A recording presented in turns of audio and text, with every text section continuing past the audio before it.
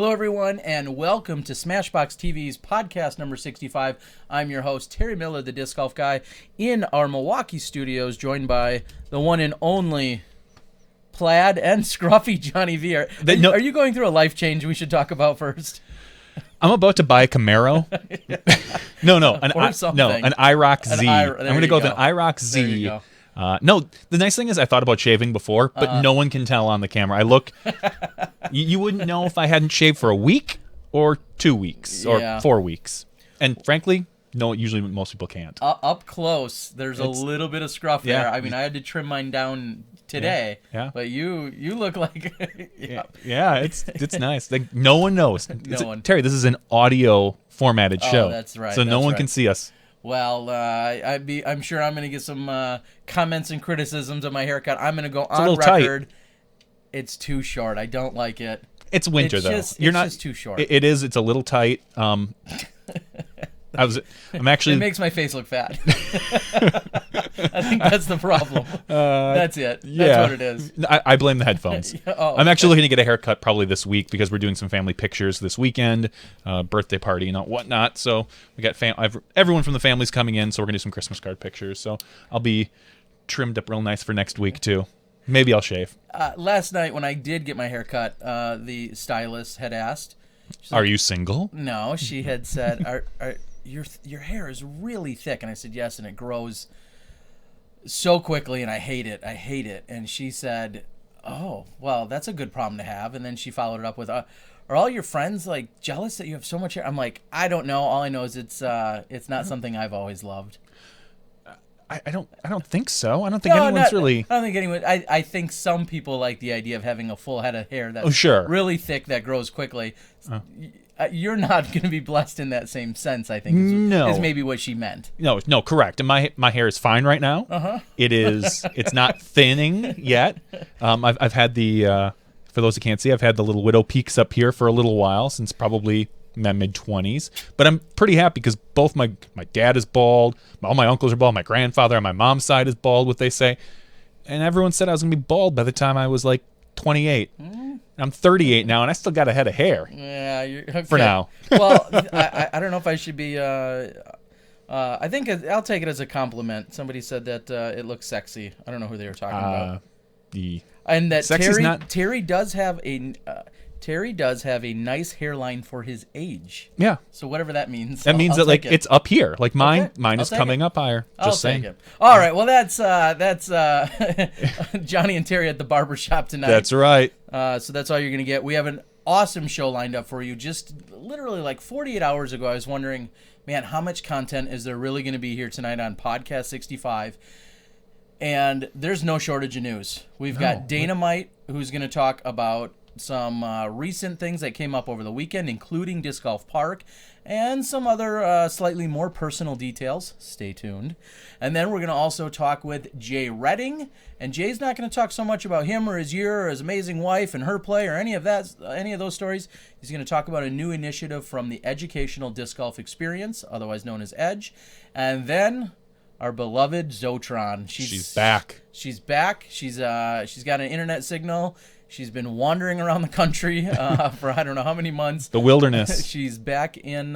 She's going to be back in the saddles tonight and joining us for our show. So please go out, share our link, let everyone know that we're going to be live and ready to go for the next few hours. We have to send an immediate shout out to our friends over at both Dynamic Disc as well as most recently Discraft Disc. They both have given us some discs to give away, so we're going to be giving those away live. This podcast brought to you in part by Dynamic Disc. Be dynamic. And Discraft.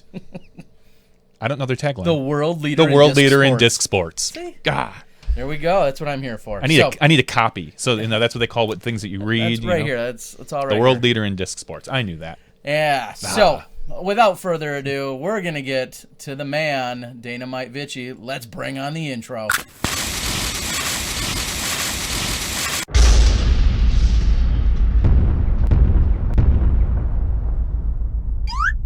Boom goes the dynamite.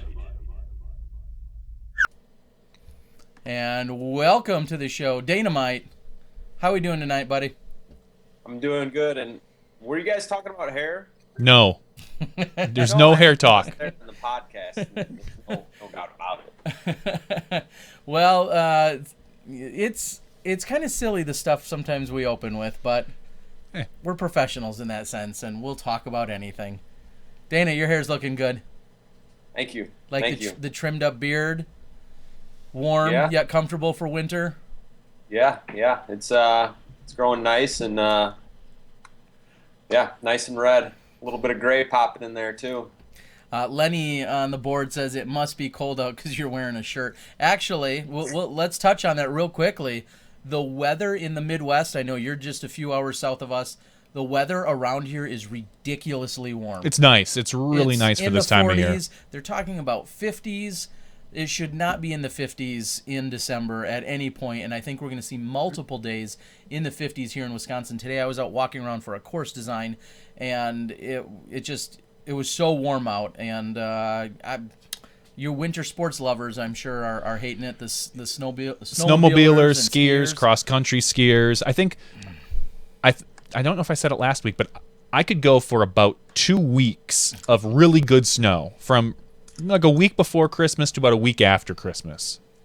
And like right around New Year's. After that, I'd be fine if I never saw a flake of snow again. Yeah, well, you wear earmuffs. All right, Dana. Your grips. Shut up. All right, Dana, what do you got for us out on the PDGA Tour or otherwise?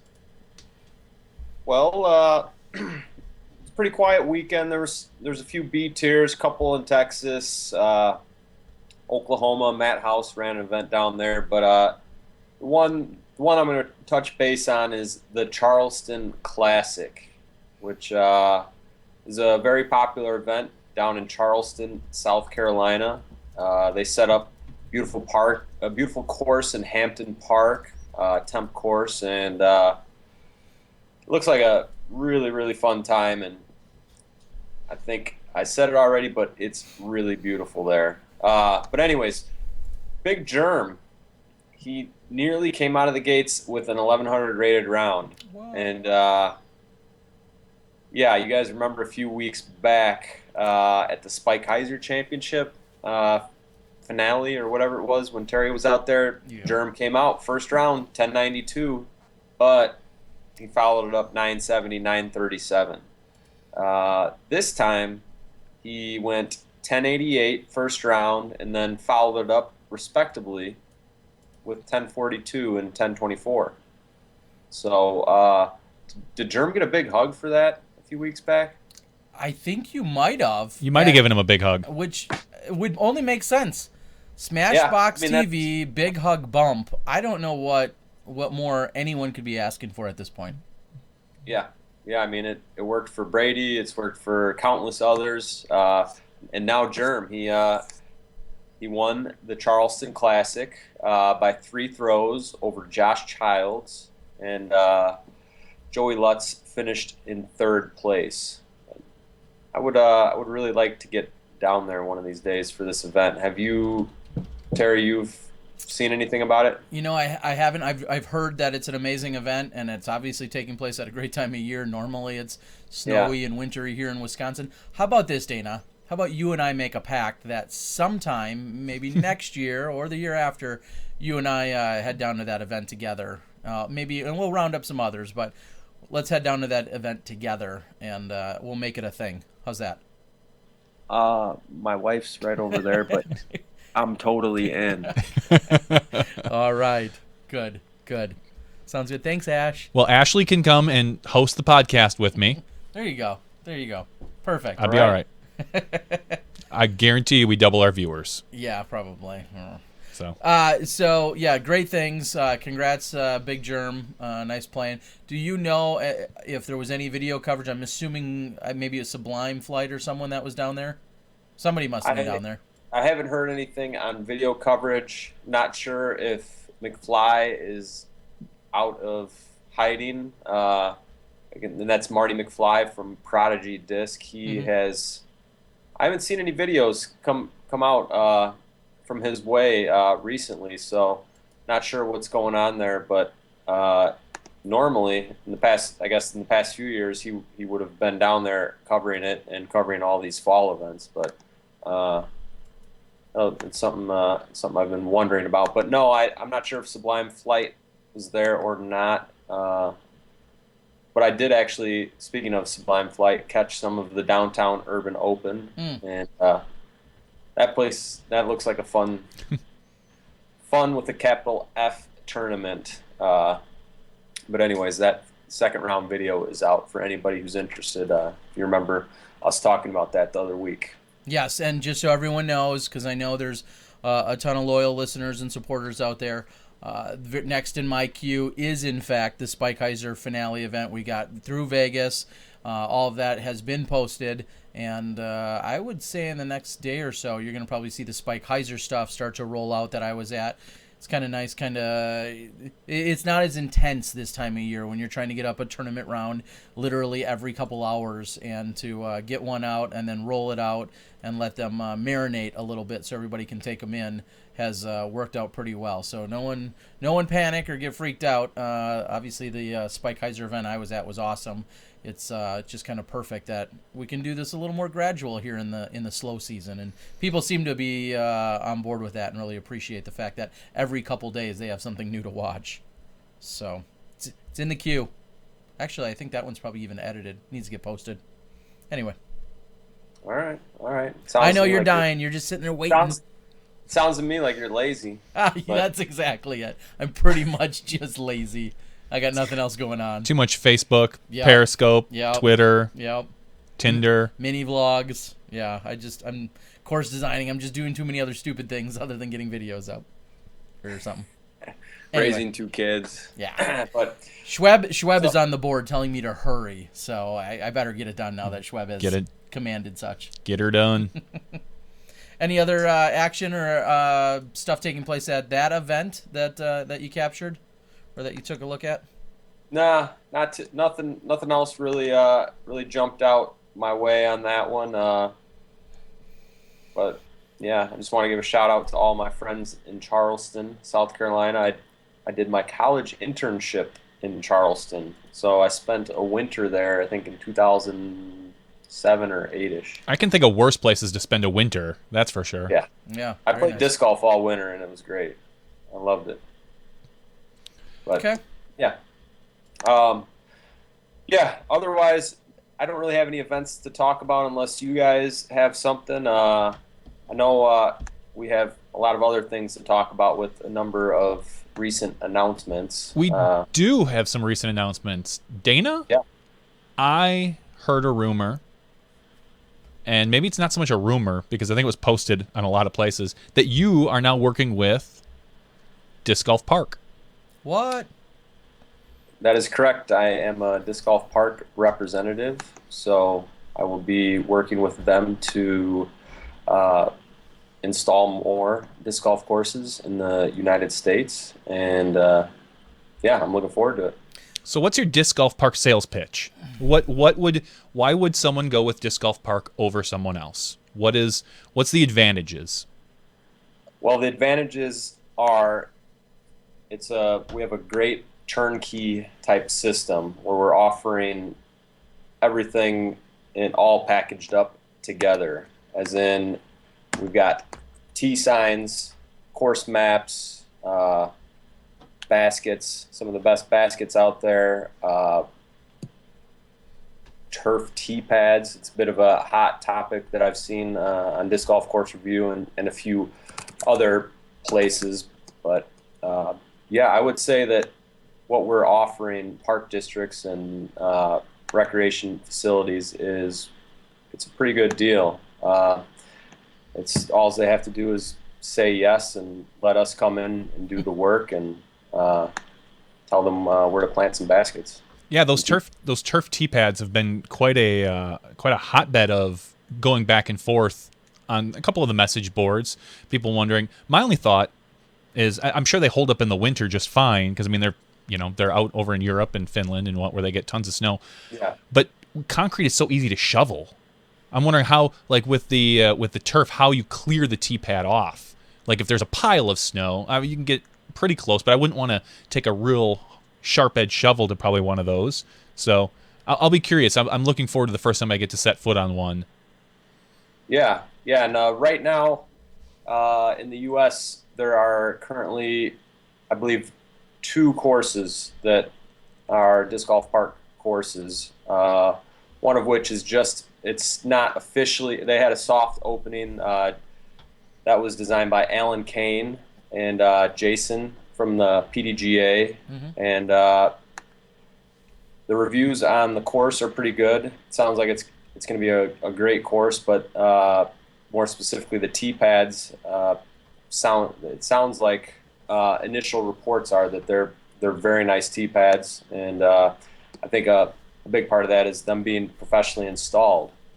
Many people may have played on some sort of turf tee pads or carpet or rubber, and if they're not installed correctly, it's not any fun throwing off them. So Disc Golf Park does the installation as well of the course? No. Okay. Detailed instructions on installation, though. Okay, cool. There was a question on the board, so I figured I would ask. Yeah. Yep. So we would essentially oversee the installation and all of that. Excellent. Which is, the timing and the topic is spot on, because today I myself was at a property looking at a course. They're looking at doing an 18-hole course, and it was actually another company that was originally contacted. They're more of a landscape architect type company that does a lot of different installations, and they admittedly said, we don't know anything about disc golf, and they had gotten in touch with me. And so I went and looked at this property, and that was probably one of the biggest points of conversation. They've got plenty of land. They've got all the other things. They got swampy area. They've got woods. They've got open area. It's a really nice piece of property. However, the conversation kept coming back to, what are we going to do for tee pads? And I was trying to explain all the different options, and You'd still be there. Exactly. And there's just and I mentioned it briefly in my mini vlog today. There's so many different things that we've seen. We know for sure what doesn't work well. It's always now just the evolution of what works best, and that's why I was posing just that question. And Dana, you know more than anyone, and you'll see and hear, I'm sure, with Disc Golf Park that there's not a perfect solution no matter what, because everybody has their preferences. Just like discs, just like baskets, just like elevated baskets. Everyone has their preference as to what they like, and one of the big common things that's talked about regarding cement tee pads, we said they're easy to shovel, they're very consistent, they're very low maintenance if installed correctly. However, a lot of people will talk about either tearing up their shoes, which I think is a bad form issue, or they're harsh on the knees. They're harsh on the knees, and on top of that, they're not easy to move. Correct. Yeah, they're pretty permanent. If for some reason they shift or crack, that challenge to replace. Yeah, the challenge to replace.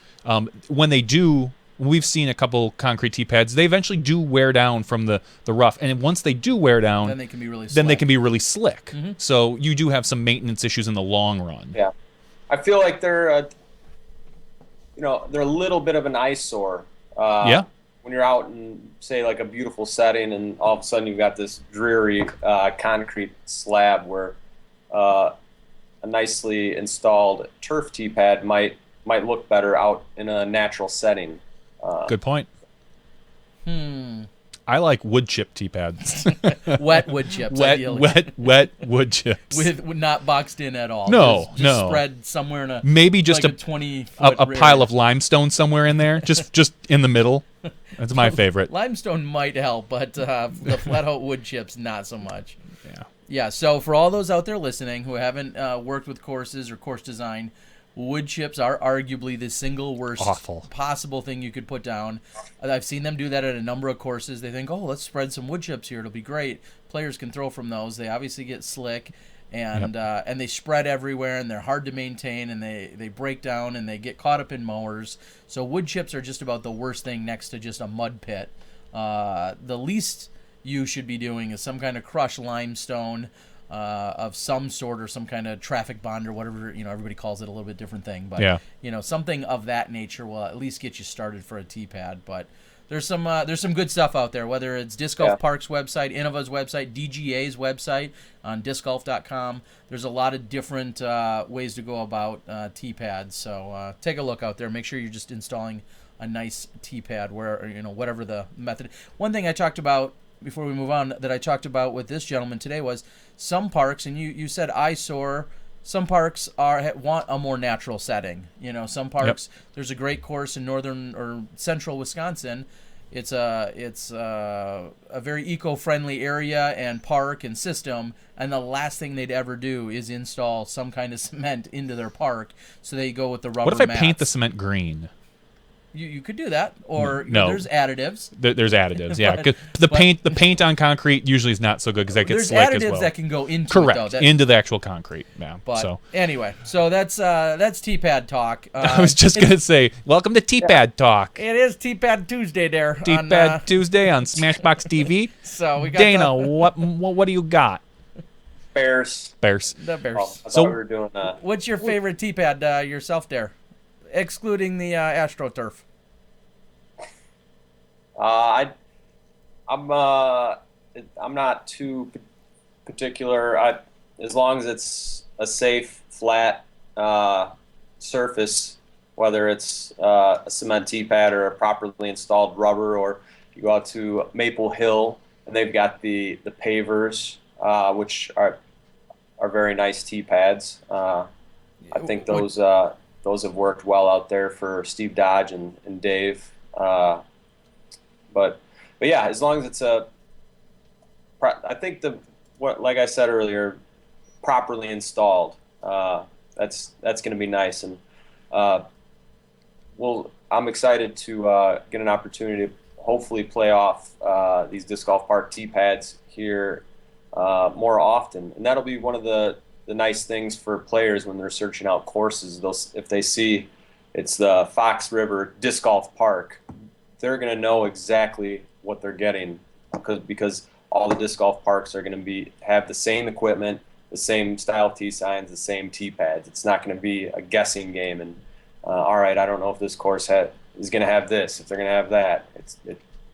When you see the disc golf park in the name, you know what you're getting. So cool. All right, and with that, no more disc golf park talk here on the show until they become sponsors of ours. I'm just saying. Well, the last thing I want to say is I hope that they send you a sample of the tee pad, because I'd love to see it next time we're in contact, or you can show it to us at some point. I'd love to rub my toes all over that turf.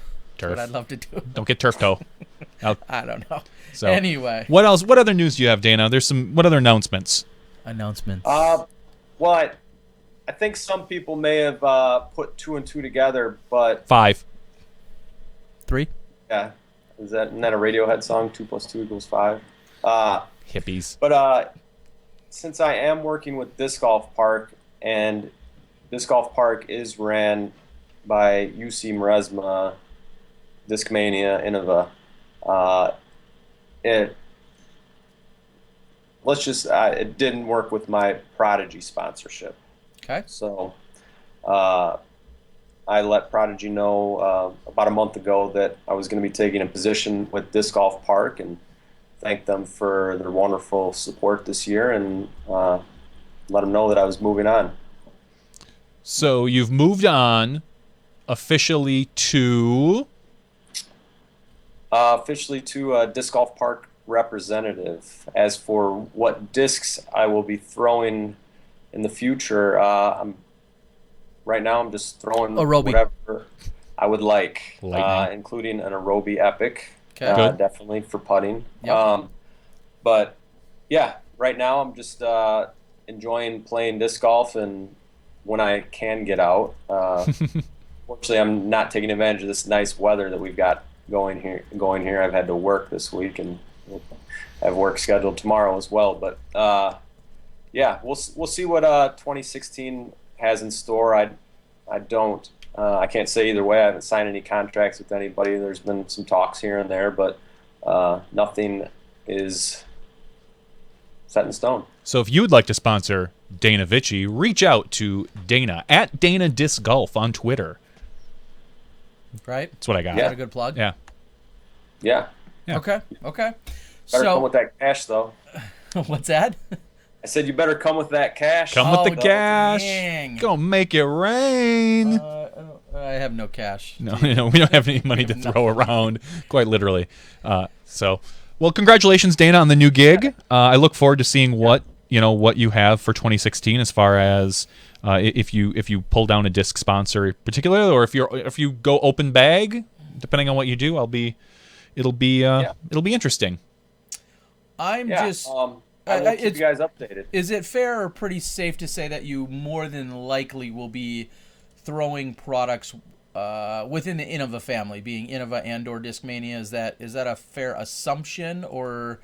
Yeah, if there's a sponsorship involved, I think that, like I said, with the disc golf park being Discmania owned, essentially, that I will stay within that family. So I don't think a Discraft or a Trilogy or Prodigy, I don't think that would work because there's conflicting things going on there. So yeah, it would probably be a Innova Discmania type thing. So, or Fair. Discmania or not. Maybe I'll just throw whatever. Yeah, Whatevs. that's right. Whatever. Did I see? Was the ozone approved today? It might have been. I I saw something along those I saw lines? some stamps things, and that's a proto. Okay. Hands off. I'm just saying. I think we saw that they were Yeah, approved. yeah. so There you go. there's- Go after ozone. There should be no conflicting sponsor. I don't think they're making any sort of baskets Yeah. yet. So Bingo. Ozone? ozone, yeah, that's the one with the crazy rubber inserts with different weights along the edge. Oh, Yeah. I remember reading about that. Interesting. Yeah, So it's good to know you got options. you got options, Dana. You People are- knocking down on your door. Our friends over at Legacy would probably like to take a swing at some Dynamite sponsorship. Yep. You see how Options. they work with Tear. Bring him to Hashtag Vegas. options. Yeah, yeah. If you ain't doing bottle service, you Yeah, ain't doing it right. that's right. That's what I'm saying. Anyway. Oh boy. All Boy. right. Lots of anyway. Well, Yeah. congratulations on the gig. Stay Yeah, out of thank you. Wisconsin. I like to do design work in Wisconsin. I don't go into your state usually, so Oh yeah. I'll be. I Any don't. chance you get, you're sending me. I'm coming down to Illinois doing a little course design. I wasn't in Illinois today. I'm just gonna say that. And my other 2 or 3 leads are not in Illinois right now. So. Right. Speaking of which, and I'll segue to it quickly just because there was a little chatter. The new 9 that's been added, which is right near the Wisconsin-Illinois border over in Kenosha County, is people are liking it. It's going to be challenging. I'm looking forward to you and others coming up into Wisconsin. Not to DG play. Mike. He should stay out. We're going to have some good quality events that are going to be able to take place because that course is going to be it's going to be a beast. And tees aren't in yet, but if you're in southeastern Wisconsin, we've got Gray Fox and Silver Fox just 2.9 miles away from one another, and plenty of good golf for you to play. So if you find yourself in this area, definitely check those out. Little quick plug there. And those are only going to get better as we move into next year. All right, Dana, you got anything else for us? I mean, that's some pretty big news. It is. We let's move over to the World Tour. Yeah. Quick conversation about the World Tour. Obviously, I got a heads up late last night. I was on the Facebooks, and at 12:30 our time a.m., I got a message from UC saying, "Hey, there's going to be a big deal at 10 a.m. For the Disc Golf World Tour." And sure enough, the website was out. It was released. It was kind of redone and revamped, and a lot of information added to it. We saw Dude coming on as a sponsor, and we've talked about the great products that they provide. Grip. They talked about Grip being Grip equipment. a supporter of the tour. Both of those, I don't want to say are not shocking, but seem to make sense. They're supporters of disc golf in a lot of ways. And I would say the 2 really big things is the fact that there's not an event in Estonia, which was obviously one of the locations they had hand-picked ahead of time. And then the other big news that we'll talk about is there's also not another event in the U.S. They put out a bid and said, hey, if anyone wants to bid on the idea of having an event In September. ideally, we're listening to them. And then UC and the website said there's a lot of things going on in September, and we didn't really want to look like we were competing with other people, and we're going to try and get everyone used to this, all these different tours.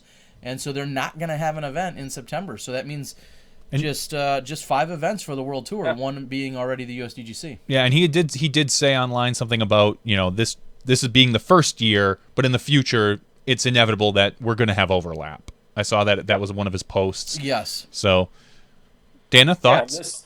Yeah, this could be a good thing. That's one less major event that they have to run, so be able to focus on the other events and other things that they've got going on, including 2017 planning, which is definitely underway already. But as Terry did say, there is a lot of information on the website.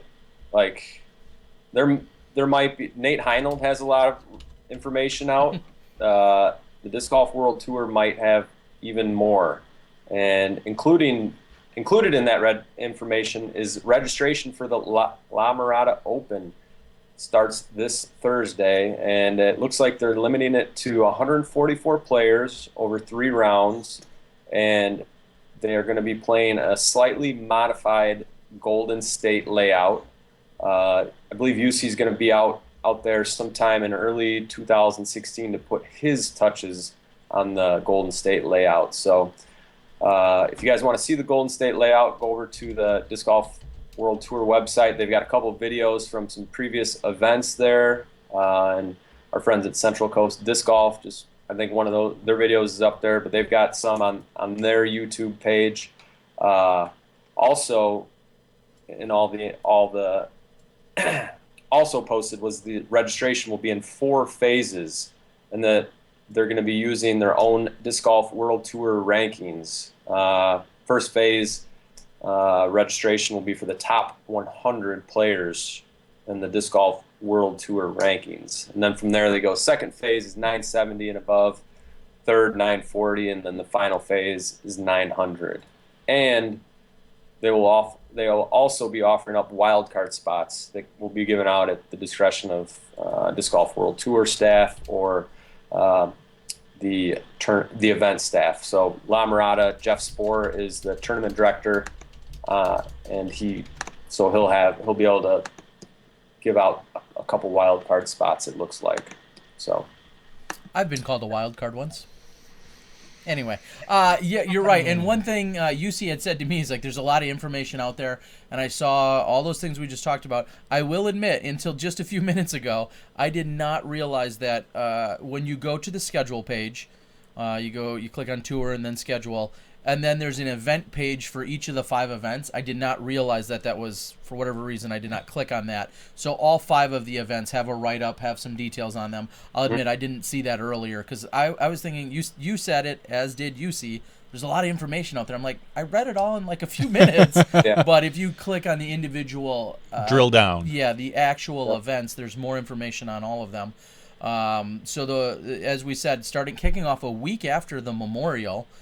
people are going to be in they're going to already be in Arizona, and then they're going to be moving up to Southern California for the kickoff of the World Tour, and then not an event in April, but then they are in May. They're over in the Czech Republic. So, and then along with that, they said they're not going to Estonia. Instead, they're going to go back to Nokia, Finland, and that's where they're going to host it at the Beast. Any thoughts on that? Yeah, I mean, it didn't sound like things were ready at the Estonia site, so moving it over to a place that they all know and have had success with, and bringing back the European Open. Historically, it's been every other year, but yeah, lucky for the players, there's going to be another European Open and another shot at the Beast. Okay, so I know there was on my mini vlog someone had posted and said they were disappointed that it wasn't going to be in Estonia, and obviously UC has his specifics for whether it's the property or the people or whatever the case might be for them to move it, and to say that they're going to go to the course that they were at last year to play the Beast, or this year, it sounds like it should be a suitable substitute. It's just some people that were specifically looking forward to Estonia. feel like they're going to miss out. Someone made a funny remark today that the Disc Golf World Tour technically is bringing as many new tournaments onto the scene in 2016 as the American Disc Golf Tour. And I thought that was kind of an interesting way to put it, because the World Tour... Wait, the American Tour is how many events? Well, they're going to host... We know of one. They've talked about two new events. The one event that is going to be on ESPN. Where's the other event?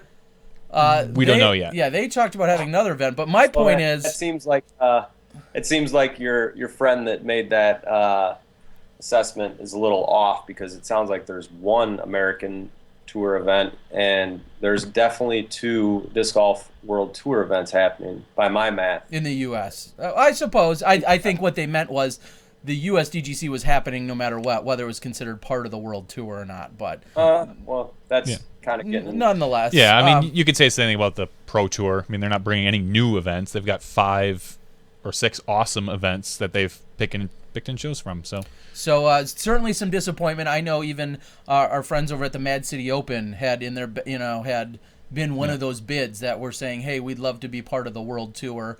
I read on the website, it said if you submitted a bid for the 2016 World Tour, your bid will be carried over into consideration for 2017. So we'll see if we get another one in the U.S. I think Mad City could be a really good opportunity. I think the city itself would lend to that. So it's definitely would you go out to Token? Probably. It would be the most spectator and gallery friendly. Yeah, Token. You could I feel probably like even... Token is not a lot of the... It's a great course, don't get me wrong. I really enjoy playing Token. It's not hard enough, though. The par 4s are... They're easy. They're easier par 4s. They're not really they're kind of like gold level par 3. Barely, I don't know. They fall into that tweener category, at least. That's how I would classify them. But I really enjoy going out there and playing, but it would definitely... I imagine a lot of the other courses that reached out and wanted to maybe host a World Tour event are not quite that gold level caliber, but like UC's gonna do at La Mirada, he's gonna put his own touches on that course. Sure. So. Now, do we? And I'm sure as the year, we wrap up this year, move into next year, and we hear from players and sponsors and all these other things. Do we have any more sense of the World Tour and who it's going to consist of? It seems like, I mean, we talked to UC the day he announced it. It's going to be a challenge for a lot of these players to get there. I'll throw you into the mix, and I'll throw a lot of our other top pros. There may or may not still be the economics. If we're talking about 3 overseas events, at least 3, 3 overseas and 2 stateside, do we have any? I mean, we've seen, of course, Paul McBeth's going to be there. Nate Sexton is going to be there. Simon Lazat's going to be there. Those are all some of your obvious givens that they've announced. But have we seen a big push by others? And I'll throw you into that mix too. Are you able to put those on your schedule? Well, I'm definitely looking at them. As you look over at your wife. That was a nice glance sideways glance you gave there, as she's holding up a baby. But yeah, my situation from now to 2 years ago is so different with owning a home for less than a year and having a little human baby that I got to take care of. That changes things, and it doesn't make it easy to go to Europe. But I'd expect that we're going to see most of our top players there, meaning top 15 to 20. Okay. I would be surprised to not see them there at 4 out of is there 5 events now? 5. So. Well, here's what events. I think. If I'm a top pro that's not sponsored by Disc Golf World Tour at this point or coordinating with them, I go to the first event at La Mirada. I check it out, see exactly what the offering is, and after that I make my determination. If it's a phenomenal event, I sign up, I talk to my sponsor, whoever it may be, to try to get me to the other events. If it's not a 9 or a 10 out of 10, maybe if it's an 8 or 7, I kind of think about it. If it works out for me, great. I mean, I don't expect these to be anything less than an 8 or a 9 out of 10 the way UC's talking. Well, but it depends. It depends on where they're, where they're at financially. exactly, gonna that's be the exactly thing, what because, it is. as they've stated, these events are not going to be the huge high paying events that they will hopefully transform into. So this first year we might see lower payouts. I saw for the La Mirada event, first place is going to be $2,500. Okay. So good payday. Probably on average with a lot of the national tour events. Yeah. I didn't see the rest of the payouts, but yeah, it'll depend a lot on sponsors, and I think that and I hope that sponsors are going to be stepping up to help their players go to these events, because it's not only going to be growing disc golf, it's going to grow their brand, it's going to grow the player, and it's going to snowball, and it's about exposure. Push these events to get even bigger and better. But as for more likely, I'll be at most of the disc golf pro tour. I gotta watch what I say. Not American tour, Okay. but pro tour. I will be probably at all of those. Those are a lot. They're, especially for me being in the Midwest, they're going to be a heck of a lot easier to get to, and fall mostly in the summer, which works out better. With teaching and substitute teaching, it helps out. Well, Dana, thanks for joining us today. I'm going to wrap you up pretty quick here because we have another guest waiting. So, yeah, we have others. We got like 2 more people that are going to come on yet tonight. We need to cut Dana off. Boom goes the Dynamite. I did have one other thing I wanted to mention that was kind of interesting to look forward to. Spill it. The Disc Golf World Tour, I clicked on the rules section. I was like, I wonder if they're going to be like the American Tour. Just joking, making up rules and stuff. But no, they're going to be playing by PDGA rules. But one example of a rule exception is going to be the advanced scoring responsibilities of players in Disc Golf World Tour events. So you're only gonna have advanced players there doing the scoring for you guys. Yeah. I would think you'd want pros there.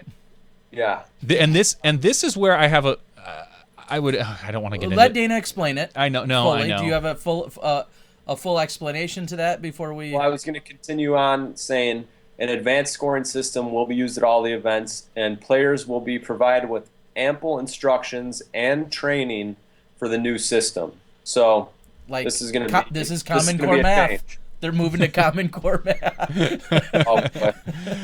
No, I mean this is going to lead right into their disc golf metrics. Yeah. That's what this is. So they're going to have a scorecard that's relatively advanced, where they're going to mark out of bounds, or an electronic one, out of bounds, this, that, and that. And I'll right up front say I don't like it. I don't think it should be up to the player to determine that. The player should. I mean, if the player wants to, fantastic.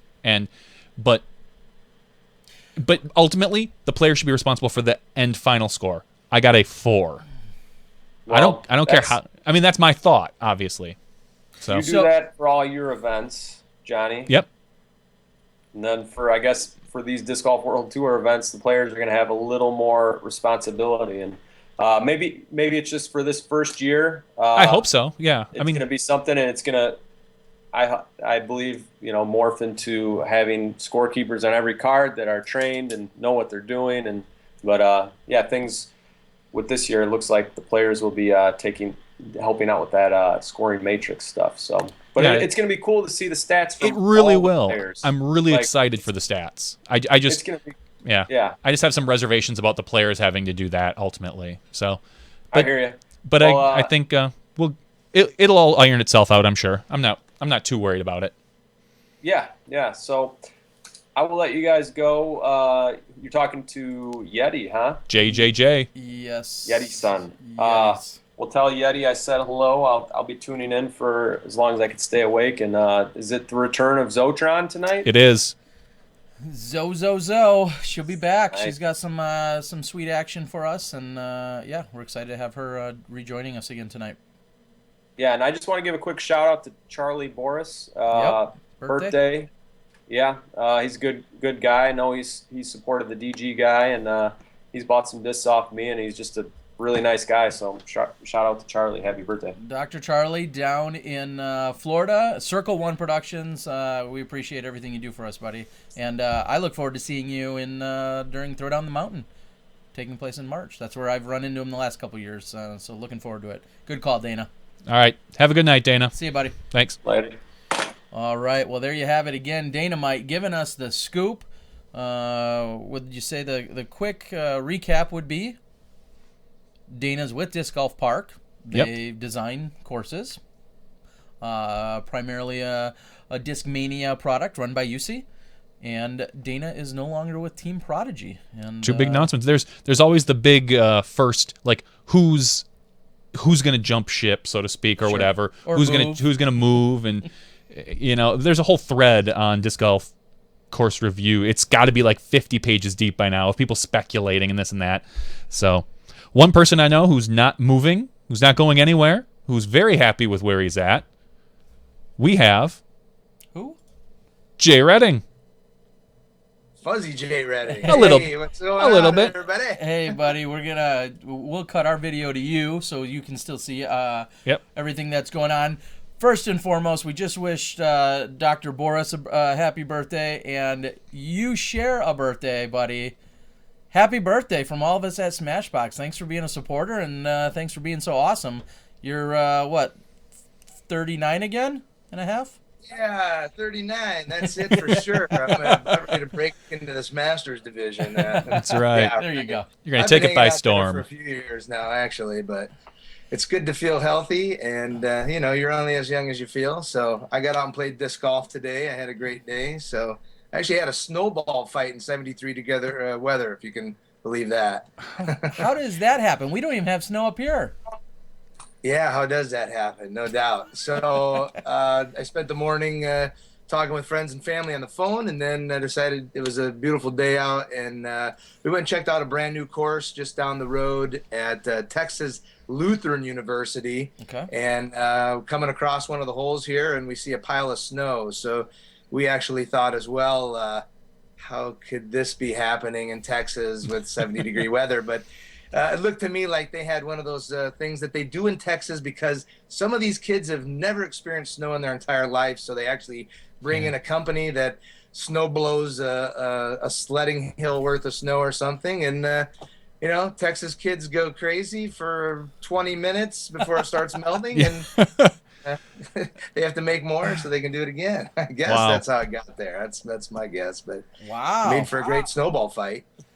Well, that's pretty sweet because, like I said, we have no snow. The ground is very dry. None on the Every- horizon even. Yeah, and 40s and 50s projected for the next few days up here, which is certainly, like I said, not Wisconsin December weather at all. But, well, excuse me, us disc golfers, diehards or otherwise, will take it. I know there's a ton of people out playing golf right now. So your birthday. You're out playing golf. You're in Texas. Is this your dare we call it an off season for you or no? Yeah, it really is. I'm just playing just a little bit of disc golf. I had a team camping event. I finished the year with 3 open wins, so I was pretty stoked about that. And that's pretty much it. I am going to play one triples event up in Dallas to finish out the year. That's kind of a non-sanctioned fun event. But I think that's pretty much about it. It's been a great birthday. It's always a funny one because everybody, kind of gets it mixed up with December 7th, of course, is Pearl Harbor. But Yep. people tend to think about it as on the 8th for some reason. I guess we were mourning in 1941 about that. But I like to think of it more about the great musical birthday that is December 8th. Of course, there was tragedy as well because John Lennon was assassinated, and of course, for you Texas heavy metal fans, Pantera, Dimebag Darrell was also shot at a concert there. But I share the same birthday with Charlie Boris, Yep. Yeah. Jim Morrison of The Doors. Okay. Greg Allman, Sammy Davis Jr., Sinead O'Connor. Wow. It's a Sammy Davis Jr., couple of heavy metal guys, Phil Collin with the Def Leppard, Marty Friedman, Megadeth, Corey Taylor of Iowa, Slipknot, Yep. and of course, Johnny already knows this, but Nicki Minaj. We share the same birthday. You can't see my Nicki Minaj poster behind the backdrop. I'm a big fan. Whenever I think Jay Redding, I immediately think Nicki Minaj. I mean, you guys are It's just one in synonymous. One. Yeah, right I there. thought so. I think her mother planned that. I got a call back in the day and was just like, "Now, when was your birthday again?" And hey, I'm glad to share it with her. Little subtraction. Well, Jay, I know you and Des have been traveling around. You've been doing so many things on a personal playing level, but you guys keep yourself busy. You're always working to push disc golf forward. Obviously, being part of heading up the educational disc golf experience that you've been working on since way back in the 2000s, way back in yesteryear. New things are on the horizon, and I'm sure during the slower part of the season, you guys have some new initiatives and things you're working on. Yeah, you bet. The off season for us really entails doing a lot of phone calls and talking disc golf and just getting people turned on.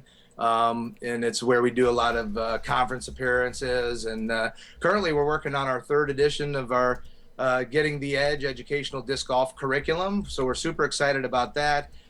And hopefully we'll get that out next year in time for the school season to get started in the fall.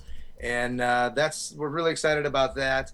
For those that do not know about Edge, the educational disc golf experience was, just like you said, Terry, it was founded in 2004 as a 501c3 nationally recognized charitable nonprofit organization. And its entire premise is to help perpetuate the great lifetime activity of disc golf. And we've been doing that since then. And it's really revolved around this great curriculum. Edge was founded by a team of educational specialists, world champion disc golfers, some field special professionals. Like we have an adapted section in our curriculum that was written by Olympian paramedalist, gold medalist Muffy Davis. So that's pretty cool. And we have a lot of good things that go with the curriculum. It's geared for 3rd to 12th grade, but we have a lot of universities that use it as well, especially in their methods classes, which are their physical education classes that are teaching future teachers how to teach disc golf. So we're creating a team of teachers out there that'll be teaching generations worth. And it's really been keeping us, busy, and things are going great. I got some stats for you if you want to hear about some of these that we're really excited about. Of course, the curriculum we consider is cross classroom linked. So we bring disc golf into physics, math, science, some of those subjects like environmental responsibility. Basically we're trying to get the kids off of the couch and get outdoors and recreating. We all know the power of disc golf, especially the Smashies that are watching. We're all the biggest disc golf fans out there. And Terry's scorecard usually has a lot of math on it. Hey, now. No? But yeah, exactly. This new That's right. This new scorecard math may be what we're looking for here. We've got some ideas there. I'm thinking the World Tour is going to have pictures. You're going to have to do all sorts of things, fill out crossword puzzles. You might have there might be a lot of different things on there. Or they're just going to throw it all on an app and say, figure it out. The Pythagorean theory works real well in disc golf. Exactly. That's right. Everyone's going to be carrying around an advanced calculator. Yeah. My TI-85, I got to get it out of the storage. No. But the cool thing about the sport though is, all we have to do is look at this year's amateur disc golf world championship. We've had the youngest advanced winner ever with Anthony Benarella. He was only 15 years old, and unbelievably in second place, pushing him the whole way, was Isaac McDonald. And this young man is only 14 years old. So anybody that doesn't see the potential in the future that's right around the corner, Edge was going down since 2004. So I'd like to think in the thousands of schools that we have teaching disc golf, we're going to see a lot more of what we saw last year before too long. Yeah, what's really funny is we're going to hear, and you're exactly getting to that point, we're going to hear more of those stories where a future world champion or a national tour winner or the up-and-coming, stud or series of stud or or female studs are all gonna, and they're gonna say, yeah, I was introduced to disc golf during my Phi Ed class. We had the Edge curriculum, we had the program, and that's where it was first introduced to us, was in school. And we're all of that age where that wasn't happening when we were in school, of course, but here we are moving it forward. The sport's growing, and because of Edge and other ambassadors and such, that's a distinct reality that will be happening, is world champions will truly be coming out of the school systems at some point, and that point's going to be any day now. Like you said, Isaac, Anthony, 14, 15. It's pretty cool to think of that. I can't wait till our kids come back and be like, "Oh, we were introduced to disc golf, Dad." Yeah, It's exactly. like, yeah, I know. So How's that going to feel, interviewing your kids? I know. If they're doing well, I'm okay with I got that. no problem bringing them on. Nice. So yeah, it's exciting, and one of the things that I really wanted to talk about tonight, and actually give the Smashies and your listeners kind of firsthand information about a really cool fundraising program that we've got going on. In fact, this is going to launch on Thursday at noon on Eastern Time Zone. We had a bunch of great companies that have been supporting Edge over the years kind of decide they wanted to do something next level, and we had Keen Footwear out of Portland, Oregon, a great supporter of disc golf over the years and of the educational disc golf experience. They purchased 300 fundraising discs, special fundraising discs that in turn Innova Champion Disc offered it at an awesome price. And we worked with a great nationally recognized artist who you guys know, John Dorn of Throw Art. Yep. Right out of Throwing Wisconsin. art. Yep. And he did a great design for us, and we're basically super stoked that Paul Macbeth, who is the mentor of the Innova youth team and has really done a great job. In fact, Anthony Barella actually trained under Paul for quite a bit of time. In fact, a lot of people have seen him, caddying for Paul at various events, especially at the Memorial. And Paul decided, hey, 300 discs, send them my way. I'm going to sign them up for you guys. And he was, super giving of his time there. So all of these special discs are going to have an autographed signature of Paul Macbeth, of course, who everybody knows just completed in 2015 the greatest season of disc golf that any disc golfer has ever competed, with the number of titles and I things. vaguely remember that. Parts of it. Is that hard to recollect? There's all these tour stuff going on, it's just... Yeah, it was definitely a year that no one should be able to forget. I'm sure some of his competitors would like people just to shut up and move on, but yeah, certainly a year no one will forget. Awesome that he's willing to take the time, like you said, working with the ambassador or with the junior team, working with all these different players, and then giving of his time in between runs on the beach that I see on his Instagram. He's signing he's signing discs and trying to further this cause along, which is awesome. Yep, and he's got two brothers as well, so it sounds like with him being a little more closer to Huntington Beach and home a lot, that his brothers are catching the bug. So three-time Macbeth might have another whole new meaning here before too long. Yeah, exactly. There we say. But let me show you the discs. We got some cool models available. We got the Glow Leopard 3. Yep. We've got a Glow Nova, which Paul Macbeth throws. And we've also got a cool swirly rock as well. So that's kind of cool. I can't see. There's my little video. higher. There you go. So here's a good pic of the Glow. Got a cool stamp in there, recognizing Keen's. Got some kids playing. Sweet. There's another shot of a beautiful rainbow-esque one. So, like I was saying, all these are signed. They're going to go for $24.95. And our great friends over at Disc Golf United actually have a brand new store. It's called dgustore.com. And they're going to offer $3.95 flat rate shipping for the entire order that you have there.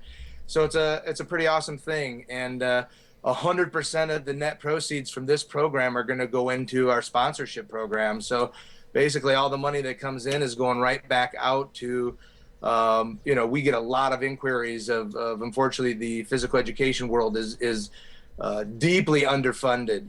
So we get a teacher that calls up and's like, "Hey Jay, man, I love this. I'd love to get the basic package. We've only got $300 towards this package that, say we offer for $800, and you get over $1,300 worth of product with that. And, we'll sponsor the other 500 based on a lot of these programs here that help fundraise. So I encourage everybody to pitch in and help out a great organization and buy an awesome signed Paul Macbeth CFR disc, $24.95. We also have some grip bags available, which is pretty cool. Grip Equipment got involved. They've offered 10 disc golf grip bags, which we're going to sell each of those individually at the lowest price that they've been at all season.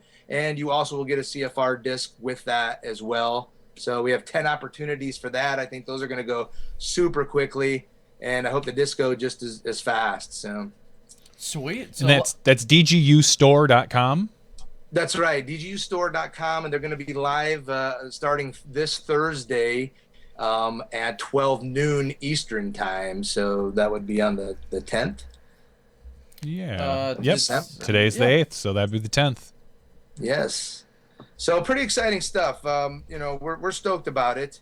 That's really the big thing that I wanted to talk about because, obviously we've got a promotion going right here, but, people ask how they can get involved in Edge. And, Edge is a small nonprofit organization. The money that goes in goes back out. We really don't have anybody that works full time on the staff at all. So it's a lot of volunteer work from everybody that's involved, and we love volunteer work.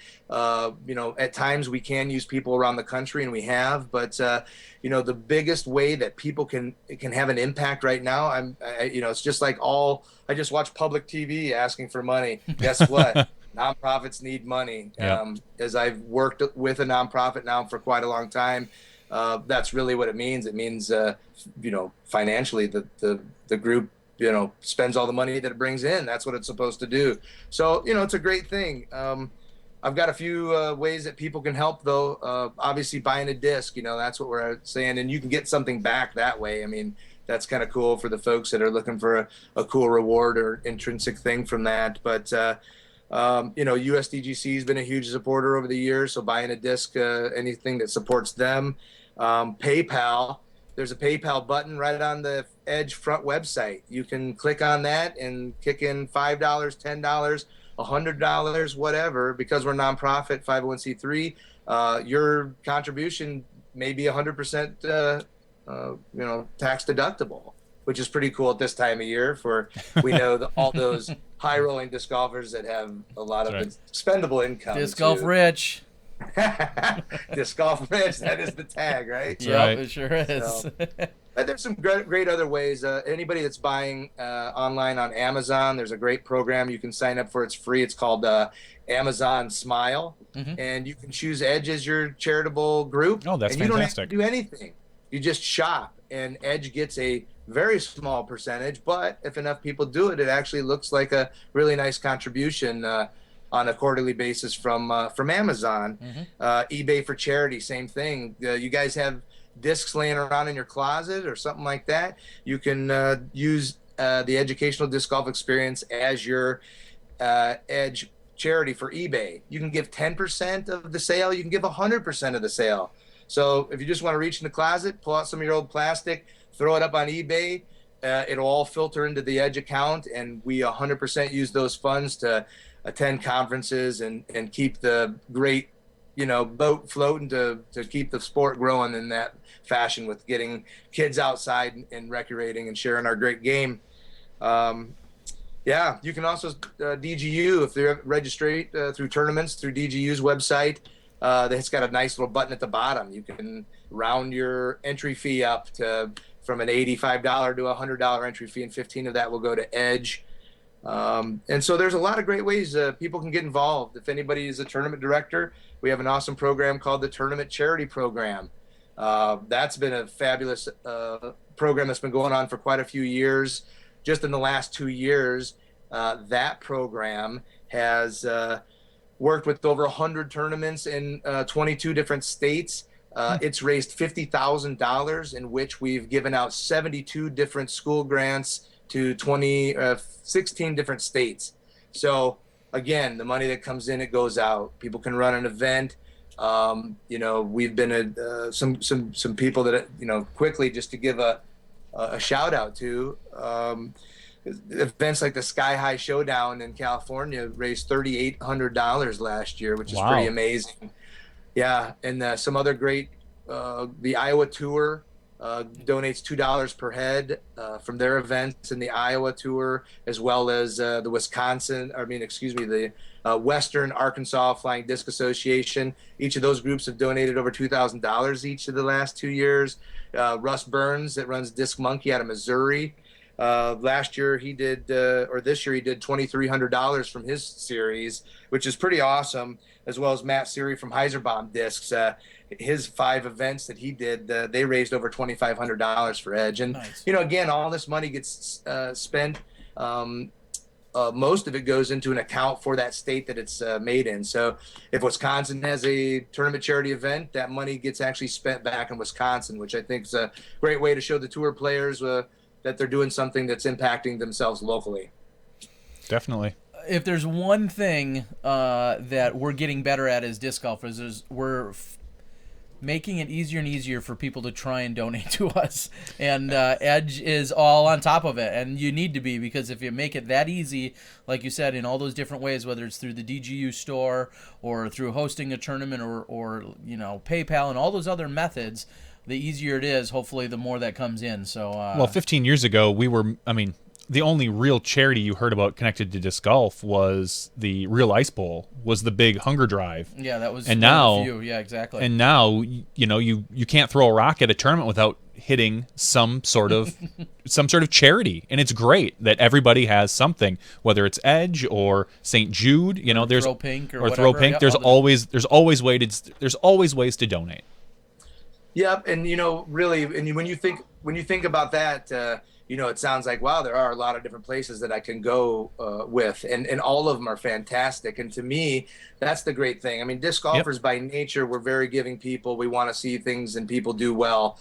And when we go and present to people and for parks to get new courses, to run tournaments, to get CVBs backing us, when these events are involved with a charity, people are more apt to give the green light and to give more sponsorship. There's a lot of great things that being involved with the charity will help do. And, that's where Disc Edge comes in. We don't think of ourselves really as a disc golf charity at all.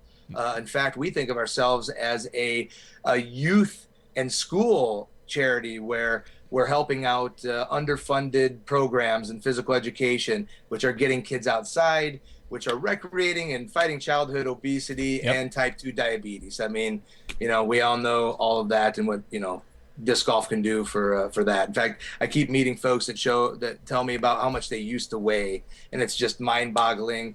That hour and a half, one round a day, getting out walking, doing something you love, walking in the park, man, unbelievable, right? Exactly. Yeah. I need to play more. we do, both of us. Maybe that'll help me out. Anyway, I was going to go on to a racquetball tangent, but not the time. After show. So, Jay, you got a busy year. I know one thing that will at some point, we'll definitely get probably you and Des back on. We'll have you guys kind of recap more of your personal things that have been going on, your play, your plans for next year, the World Tour, all that other stuff. Is there anything else right now in terms of Edge or the work you're doing there that you want to touch on to make sure everyone knows? Sure. I'll just I'll give you both an Edge sniglet and a personal sniglet. In the last 2 years, Edge has distributed over 15,000 lightweight youth discs, which when you think about that number alone, wow, that sounds pretty cool. But those 15,000 discs also mostly went to schools. Some of these schools have 100 kids. Some of these schools have 1,200 kids. So when you start thinking about 1,200 kids, each touching the 150 discs that school got, It's a major impact of tens of thousands of kids just in the last 2 years. And we want to do more. We're going full steam ahead. And all of the stuff that Edge does is going to benefit the sport. It's going to benefit every single manufacturer out there, everybody in the disc golf business. And that's really why I want to plead to everybody to get involved how you can. And a lot of those ways I just listed are really the easiest and best way to make the quickest and best impact. The other great thing too that Dana talked about with the disc golf park, which I think is super exciting of what UC and that group is doing, because they also are in the mindset that, hey, courses don't have to be 18 holes. They don't have to be 9 holes. If you've got room for 4 quality holes, you should do that, because that's going to get somebody outdoors and turned on to the sport, and they're going to go and find the larger courses. So in the last 2 years, Edge has done 29-hole permanent courses in the campuses and a whole host of other smaller hold courses. And they're great impact between the community and the school. They're open for public outside of school hours, things like that. They're short courses, but, we all need a little putter work. So, Yeah, we do. it's just a cool thing on that end too. So support Edge, no matter what your allegiance is. Edge is an open organization that's wanting to work with and help with everybody. So help us, help the sport. So that's my Edge side of things. And I thank you guys for your time there for sure. Awesome. Now you said over 15,000 discs. All right. How many of those, be honest with us, how many of those are on school rooftops right now? That's awesome. There's probably a few, right? Oh, absolutely. It's always fun to visit a school because that has the program already, because that's actually the first place I go is to walk back to just take a look and see if I need to remind the principal that you've got 5 discs that you didn't think you had anymore. Yeah. They always end up there, and yeah. All right, Jay, well, we're going to cut you loose. We appreciate all the information that you've provided us here tonight. We know you're working on big things. It's great to see some fundraising efforts and all the different ways that those can come about. If somebody wanted to learn more about Edge, go ahead, give us your quick plug. Where can they find you online? They're at, the organization is at edgediscgolf.org. Okay. We've also got an active Facebook page for Edge as well, and that's where we do a lot of the promotional stuff on that and give people up-to-date cool pictures from different groups that are working hard out there to keep the sport rolling. So Thursday at noon, buy them up. There's 10 disc golf grip bags that, if you include the Paul McBeth disc, it's the best deal going. And we've got a bunch of great signed Innova Champion, Paul McBeth, John Dorn, Art, Edge Keen discs. So buy them up. Thanks for the support. We appreciate you guys. Have a great holiday season. Love you, Smashies. Love you guys and what you guys are doing as well. Thank you, buddy. We appreciate it. Thanks a lot, Jay. All right. Happy holidays, everybody. You too. Thanks. Happy birthday. And happy birthday. Happy Smash. Happy whatever. Smash. All right. Smash birthday. Duh. All right, bye. All right. Well, and again, thank you to Jay for all the great information. Jay has pulled me aside more than once throughout the year and given us some really legitimate constructive feedback for what we're doing here on Smashbox. And what I really appreciate about that says one of our top players and ambassadors in the game is actually watching the stuff we're putting out, which I don't know if that's a sad state of affairs for disc golf, but no, it's great to see, and we really appreciate both him and Des have great insight, and they know the game, and they know that they're ambassadors. They know that they're both top-notch players. Yep. So they wear a bunch of different hats, and the fact that they can tune in. They knew us personally before all this went down, but we appreciate the feedback. He's got some great insight. Now we just sit back. We just wait for Innova. I think he said Innova, Grip, and Keen. We just wait for them to also support Smashbox, right? Can we wait for that? All right. We're calling you out, Innova, Grip, Keen. Do we just need to mention people to get them to support us? I don't know. Discraft, we do appreciate what they did. That's right. So, again, check that out on Thursday, and thanks to Jay for all the great information. I think, and granted it was none of who we just mentioned, but I think we should do some kind of a giveaway. Yeah. Talked about all this stuff. Do we? Yeah. Yeah, right. We can do some sort of great giveaway. All right. In a moment, we're going to get Zoe on the line, but in the meantime, I've got a giveaway. I just mentioned. Give it away. Give it away. You got it. Give it away now. Instead of flea, we're gonna go with cockroaches. Heyo. That's right. Red hot chili pepper. Okay, so here it is, out on the board, and we're gonna do it again this way. Okay. The third person to answer this. So there's a little. The third person to answer this correctly will win 2 roach putters from Discraft. I apologize, I didn't bring them. Can I enter? No. So the third person to answer it correctly on the board will win 2 of them. I'll send them out to you. Contact me, and we'll get those mailed out to you. What I'd like to know is how long can a cockroach hold its breath for? How long can a cockroach hold its breath for? And the third person to answer that correctly will win a pair of Roach Discraft putters. The answer's not Starfire. I like Joe. That's his first answer for everything. I like it. So the third person to answer correctly. So there is a little gameplay here There is. as to getting it right or not. And there's already been a handful of entries, and there it is. Looks like Zach Rebholz.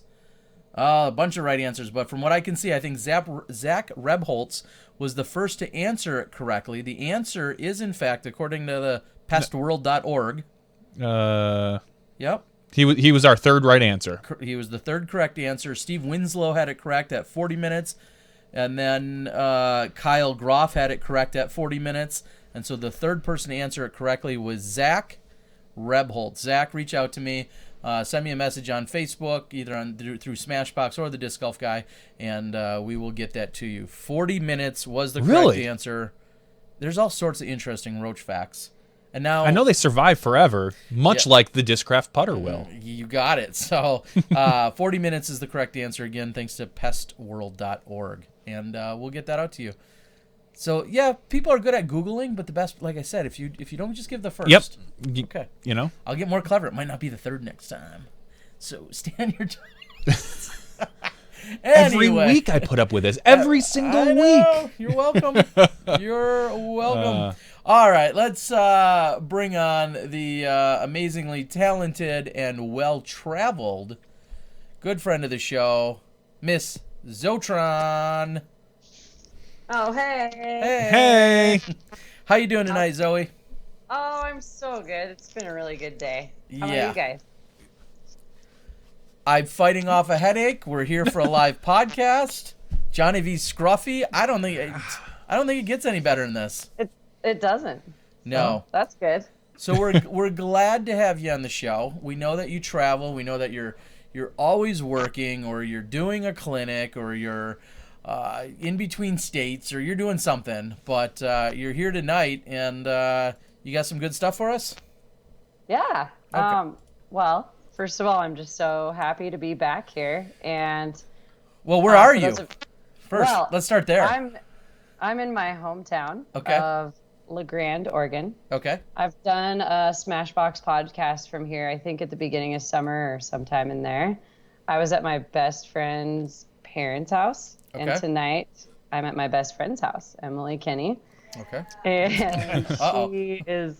it's really cool because, she's seen me grow since day one, and she's in this whole disc golf life with me as much as I'm into her life, and it's really fun. I just wanted to come here really quick and say hi to everyone because this is my buddy from the Hey. beginning. This is Well- Emily. Hi, Emily.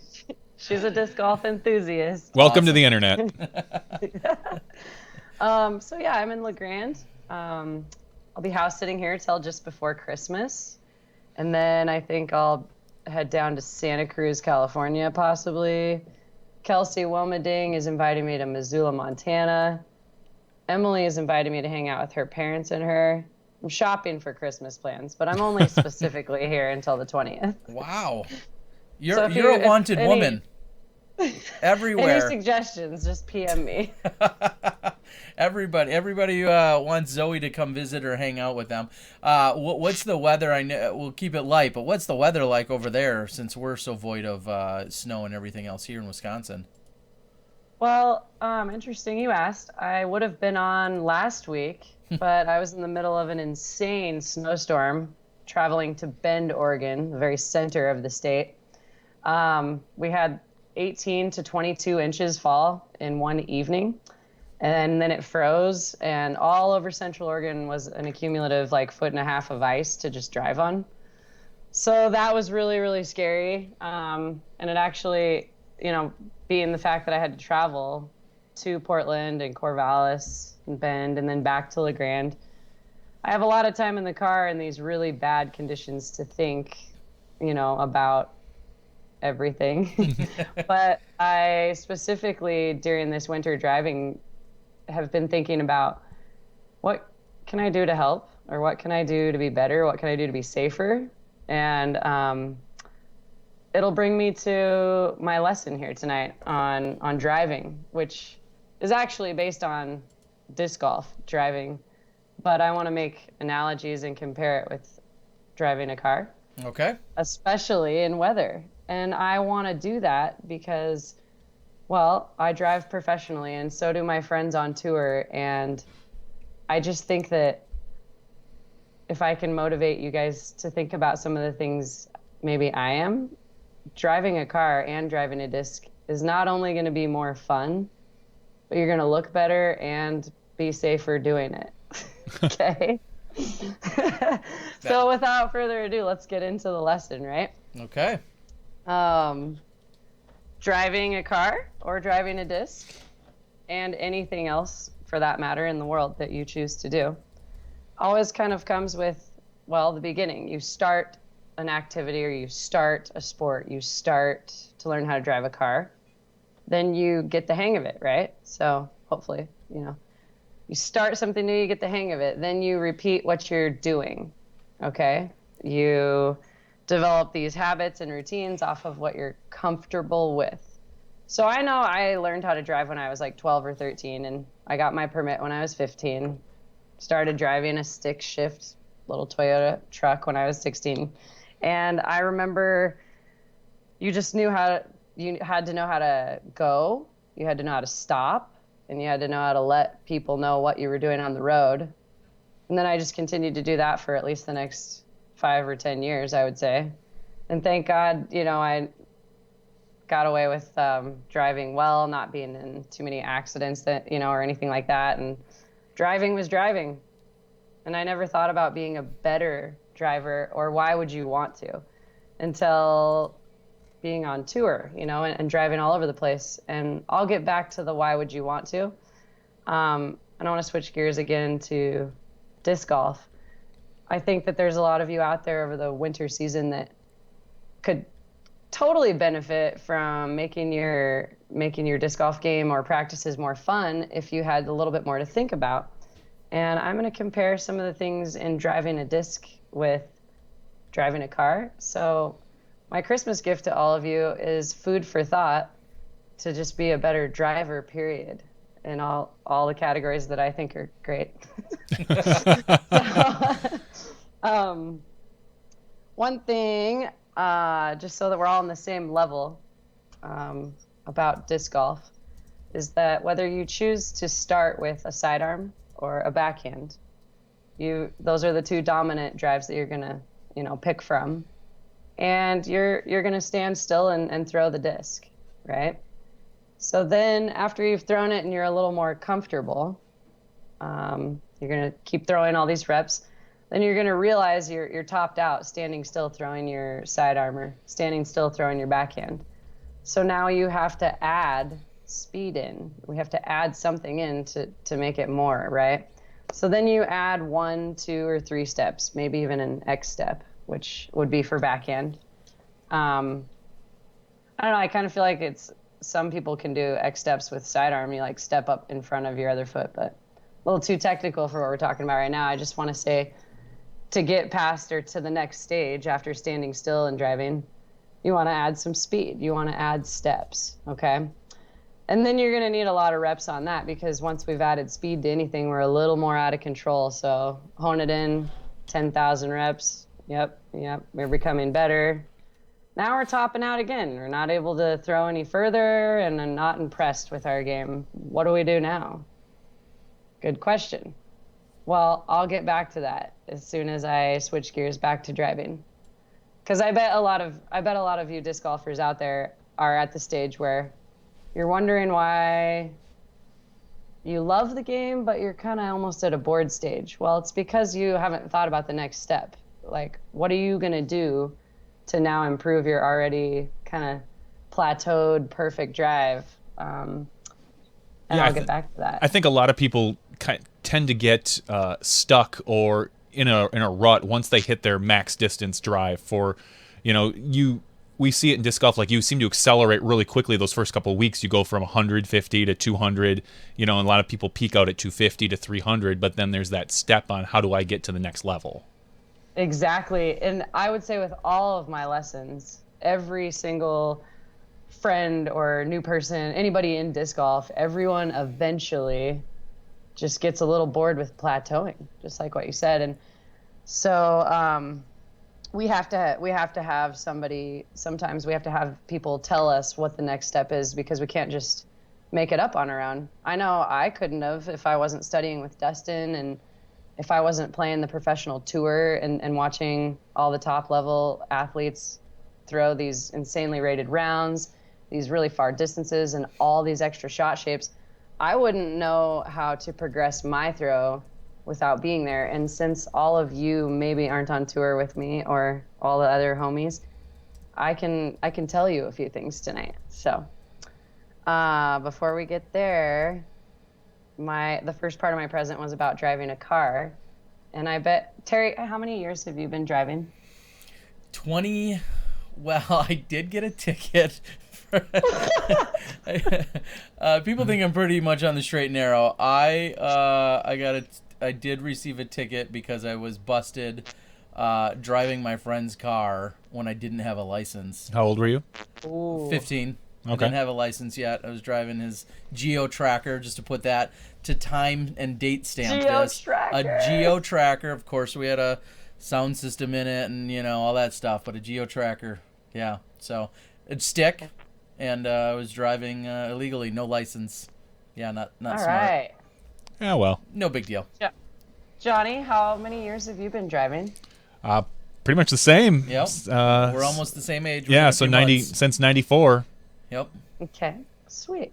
I think I've been driving since 2000 or 99. Yeah. Whenever I turned 16, I got my license. Okay. But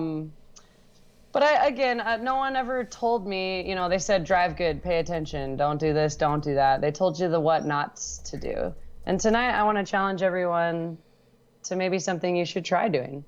If you find yourself traveling on freeways or interstates or highways often, especially on those faster miles per hour roads, this can also apply to the city or busy traffic cities.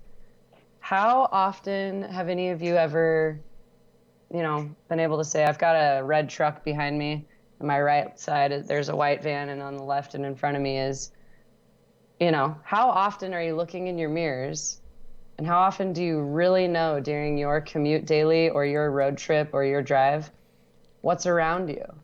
And I just want to challenge you right now to look in your mirrors a little more often and play a game with your passengers or your navigator and be like, without looking, what's behind you? Or, don't look now, what's in front of us? Play a game Sure. and be Sure, more be- aware of what's around you. Yeah, be aware of your surroundings. I recall, in high school, driving to where Terry and I worked, actually, back at Best Buy. We would go to school all day and then do whatever sports in the afternoon, and then you'd drive, and you'd be so tired. It was almost like sleep. You were awake, but you wouldn't pay attention to your surroundings as you drove. You got yourself the same strip of highway every day for like 6 months that you do just you don't realize everything that happens to be around you. Yeah. Well, and you had the same strip of highway, but we're tired, maybe deprivated, and we all drive tired. We all probably have times where we're just physically not that healthy enough to drive, but we do. And so playing a mental game about your awareness is going to keep you sharper and maybe even awake. Hopefully everyone can stay awake, but when I was 19, I fell asleep at the wheel on Interstate 84 traveling east, and I was in a Geo Metro, Terry, which is really funny. Didn't you own a Geo Metro? And- No, I was a Geostorm. Geostorm. Come on, so not Metro. I don't So know. not Metro. Just saying. But, so that was tip number 1, thought-provoking. I want you to play a game with yourself and or your passengers, your kids, your parents, your loved ones, about what's around you. And, whether you turn it into, I owe you a milkshake if you say it first, or I owe you a beer if you don't know, or whatever it is, make a game out of your awareness. And then I'm going to tie that into the next important thing, which is how many of us are in a hurry when we drive?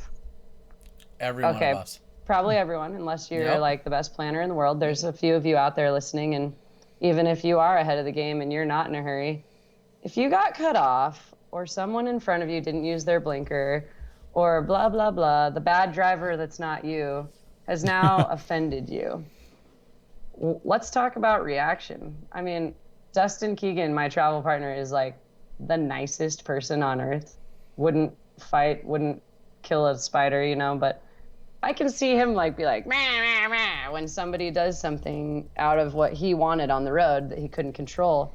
I would call that not road rage, but, along those lines. And I bet you some of you sitting there listening to me can think of a time right now where you just might have cussed or flipped the bird or said something a little inappropriate that you wouldn't have said to your mother. Earlier today, I did.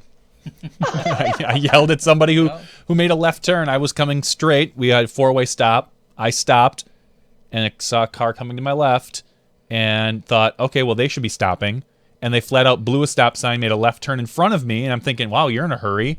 And then proceeded to drive 5 or 7 miles under the speed limit for 2 blocks as I was trapped behind them. And I might have yelled. I might have yelled at them. I was alone in my car. I was on my way to pick up my kids, so I was allowed. Legit. I was allowed to drop some 4-letter words. Well, I just have this new game with Dustin actually, where I'm like, I don't put him down or make fun of him, but for looking for a better way to say that I don't make fun of him, but I'll make fun of the energy he's wasting on the anger at that person, and I'll ask the thought-provoking question of, I wonder how they were raised that they thought that was okay, or I wonder, it's silly that they think that, but the good news is we're not them and we're in this car. So however it is, and I don't think it's good to make fun of people, but I think it'd be better to make a joke versus let your energy levels and your heart rate raise. Your energy right here is being wasted on anger. I mean, we're healthy if we're smiling and laughing and things are good, right? We are not healthy when our eyebrows are wrinkled and we're angry and saying bad words. It's just not positive for anyone. So, be that as it may, let's look for a way to be proud to not be the silly driver, and even look for a positive way to make an example out of it. Maybe you can teach someone in your car to not do what they did. Okay? So there's that. Yep. And then last driving tip, so I can get to comparing those driving tips to throwing a disc. Please, this is actually the biggest challenge, because there's a report right now where updated statistics have said that drinking and driving deaths and accidents is a lower number than being on your cell phone or texting and driving.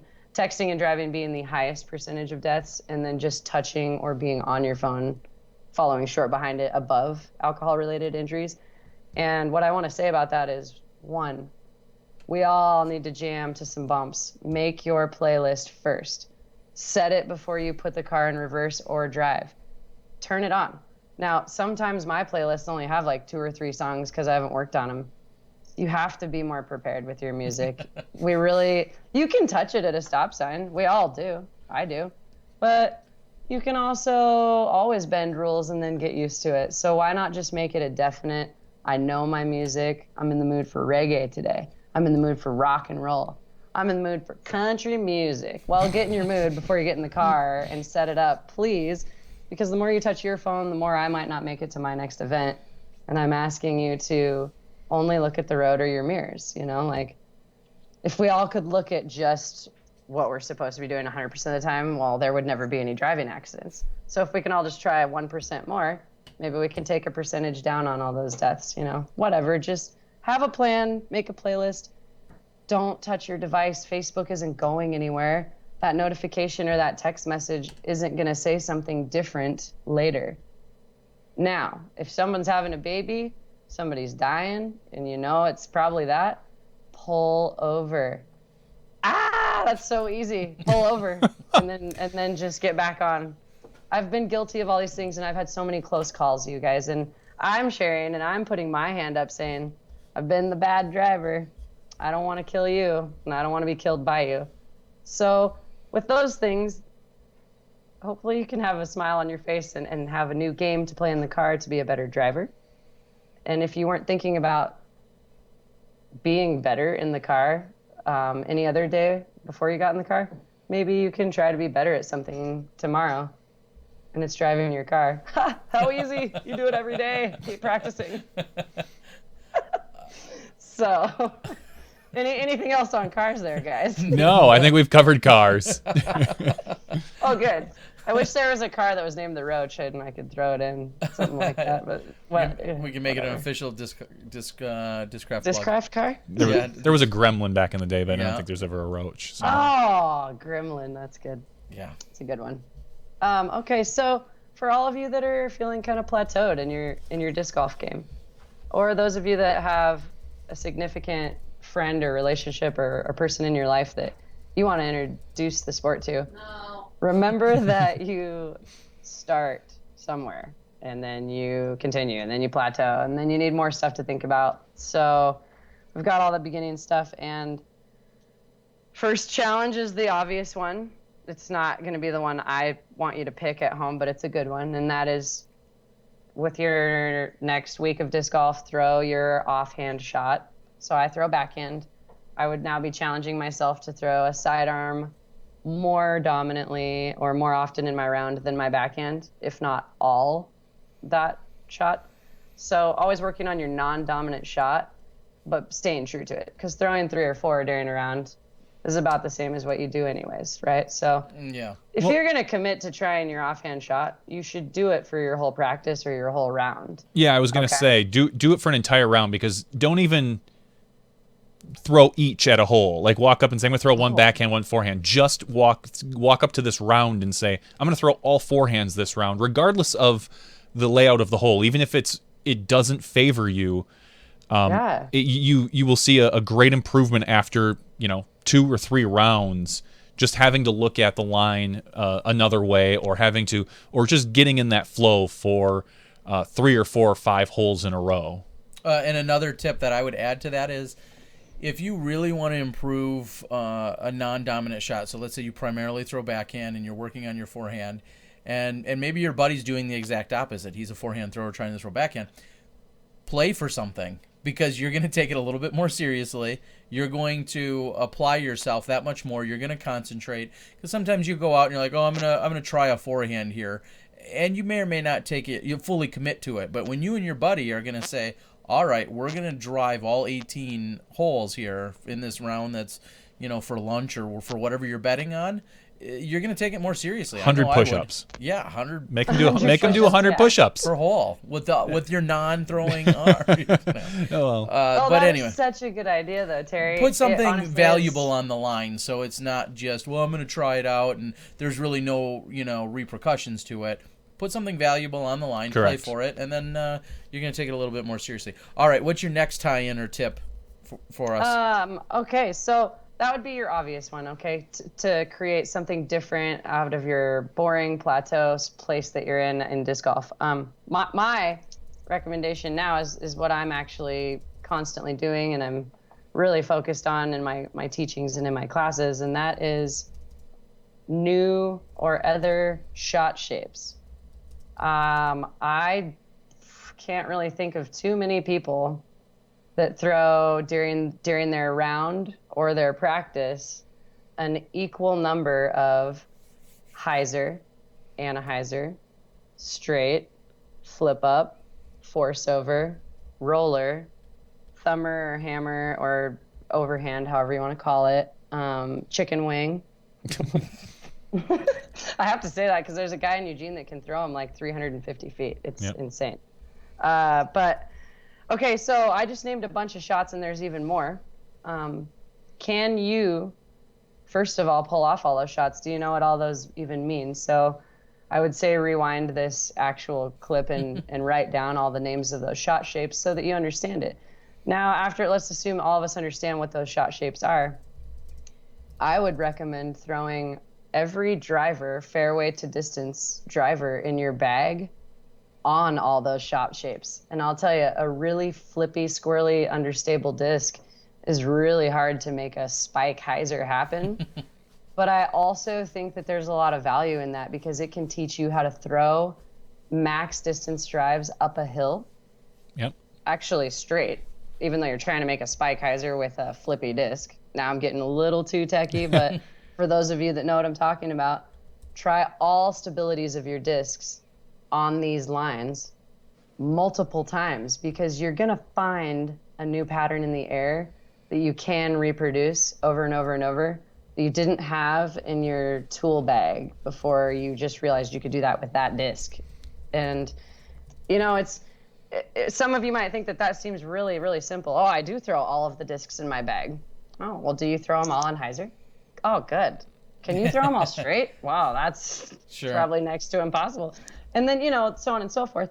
But I would highly recommend to everyone trying those things first for every shot shape outside of a roller.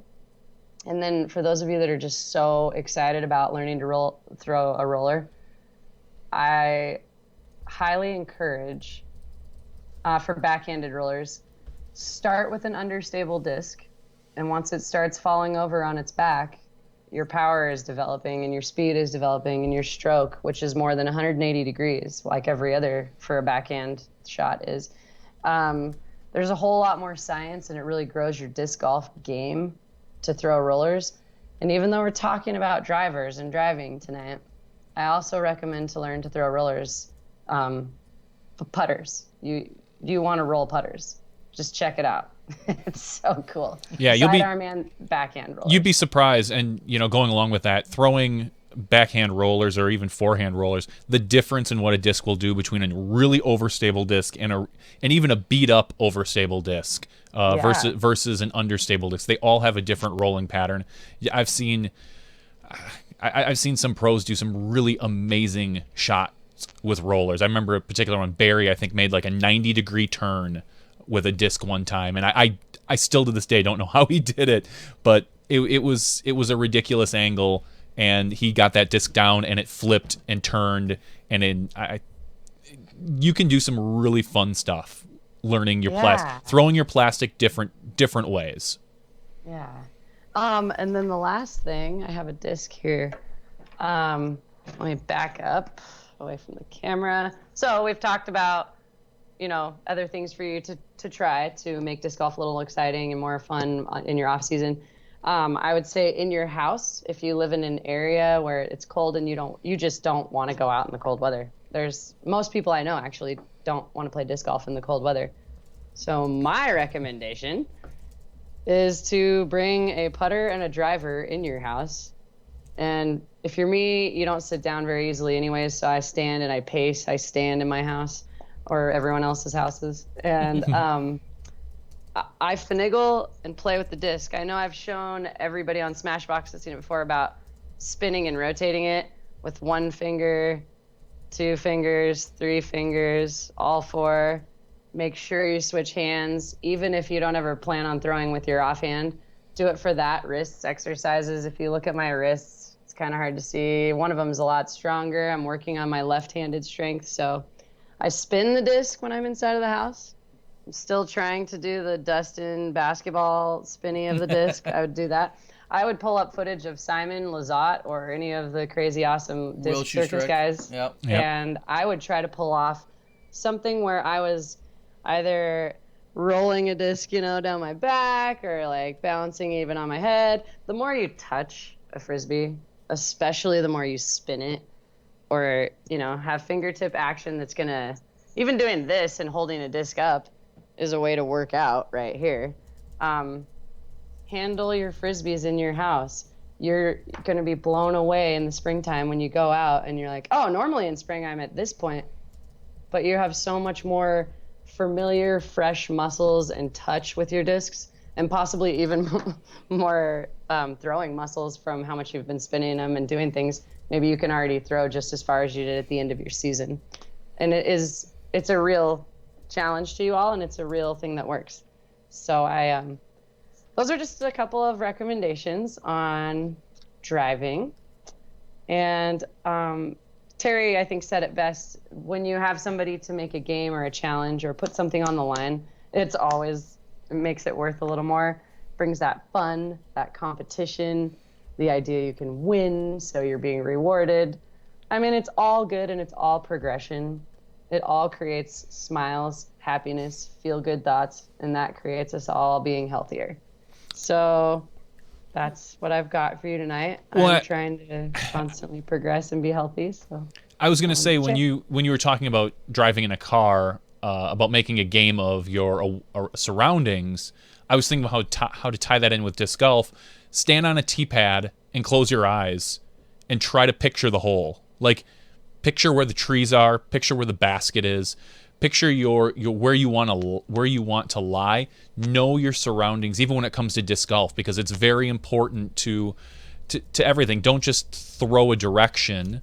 Take your time, see, or even sit down away from a course, your home course, and see if you can kind of sketch out the holes, because that you will learn so much more about your home course if you know it inside and out. And that's what and that's what a lot of these pros do, is when they go to courses, they tend to try to learn the course as well as possible.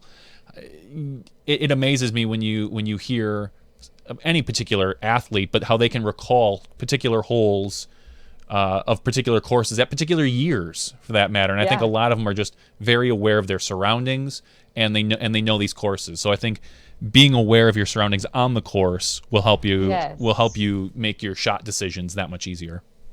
I'm so glad you tied that in.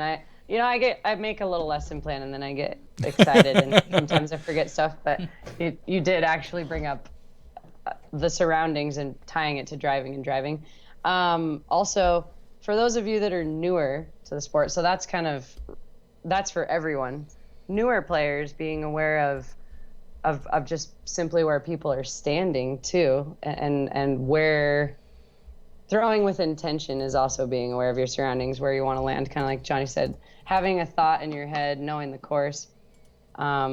Mental golf is really just as important as what you're doing out there physically. So yeah, just being aware of your surroundings, knowing when it's your turn to throw. You don't want to upset anyone on the course. You got to be aware of what's going on in all fronts. You don't want to make somebody upset and pissy with you for taking too long. You don't want anyone talking crap about you being a slow golfer either. And you certainly don't want to be the slow golfer. You're going to hear me talking crap when you're slow golfing. Terry's one of the fastest golfers I know. I ain't got time for that. All right, Zoe. We appreciate the insight. We how to word it? I think not enough people realize that there's more than one way to look at things, and what you definitely bring to us is a way that I wouldn't necessarily look, especially as we kind of get older and set in our ways. That's a great way to put it. Yeah. I just think having another perspective such as yours, which is way more creative than I would ever present anything, we certainly appreciate it that you can tie it all together for everyone. So thank you very much for all of that. Thank you so much. Last little thing I want to say, just in closing, lesson's over now, so you can relax. I do think that I will be able to add my perspective or add a little magic to our team from afar and close throughout 2016's tour. Lots of great things in store for traveling reporter maybe status. So if you guys are somewhere I'm not, we can work as a team to give the media, give the public more of the media and more of the news and footage, hopefully. So just be ready for me on Dustin and myself following the Pro Tour specific, couple of national tours thrown in there. All of the Pro Tour, though, we are completely committed to this year. And then, of course, I'm always women's nationals, Oregon State championships, and small things in Oregon that I can make. But the Pro Tour is our big focus, and the promotion and the teaching all along the way. And much more to come on that. But I wanted to make the announcement because you said, thanks for the other perspectives. And I plan to be bringing Smashbox when you can't physically be at the location. And when we're all together, it's just a better party anyways. Whoop, whoop. We're going to make, I've been holding on to the discgolfgirl.com for years, and now we might be able to finally fulfill those roles and shoes with you out in the field, making it all work. So we appreciate it. Woohoo! Any shout outs there? I know you've been getting a little extra love and support. Any shout outs you need to give tonight? Yes, huge shout out to Women's Disc Golf Outreach. And the man in charge of that, I think wants to be named, if you know who he is, give him a high five and a pat on the back. Okay. As for now, look for big things from the Women's Disc Golf Outreach. Obviously focused a little more on the women's side of things, but huge supporter and fan of our whole entire sport of the entirety. Awesome. So men, you should support them as well too. All right. Awesome. Well, we appreciate all the support and love, and we appreciate your insight tonight. So with that, maybe we'll catch you next week or the week after, but Sounds good. stay smashy. Is that Stay a new one? smashy and Can we- connected. I don't know. Stay smashy. Be How's that? smashing.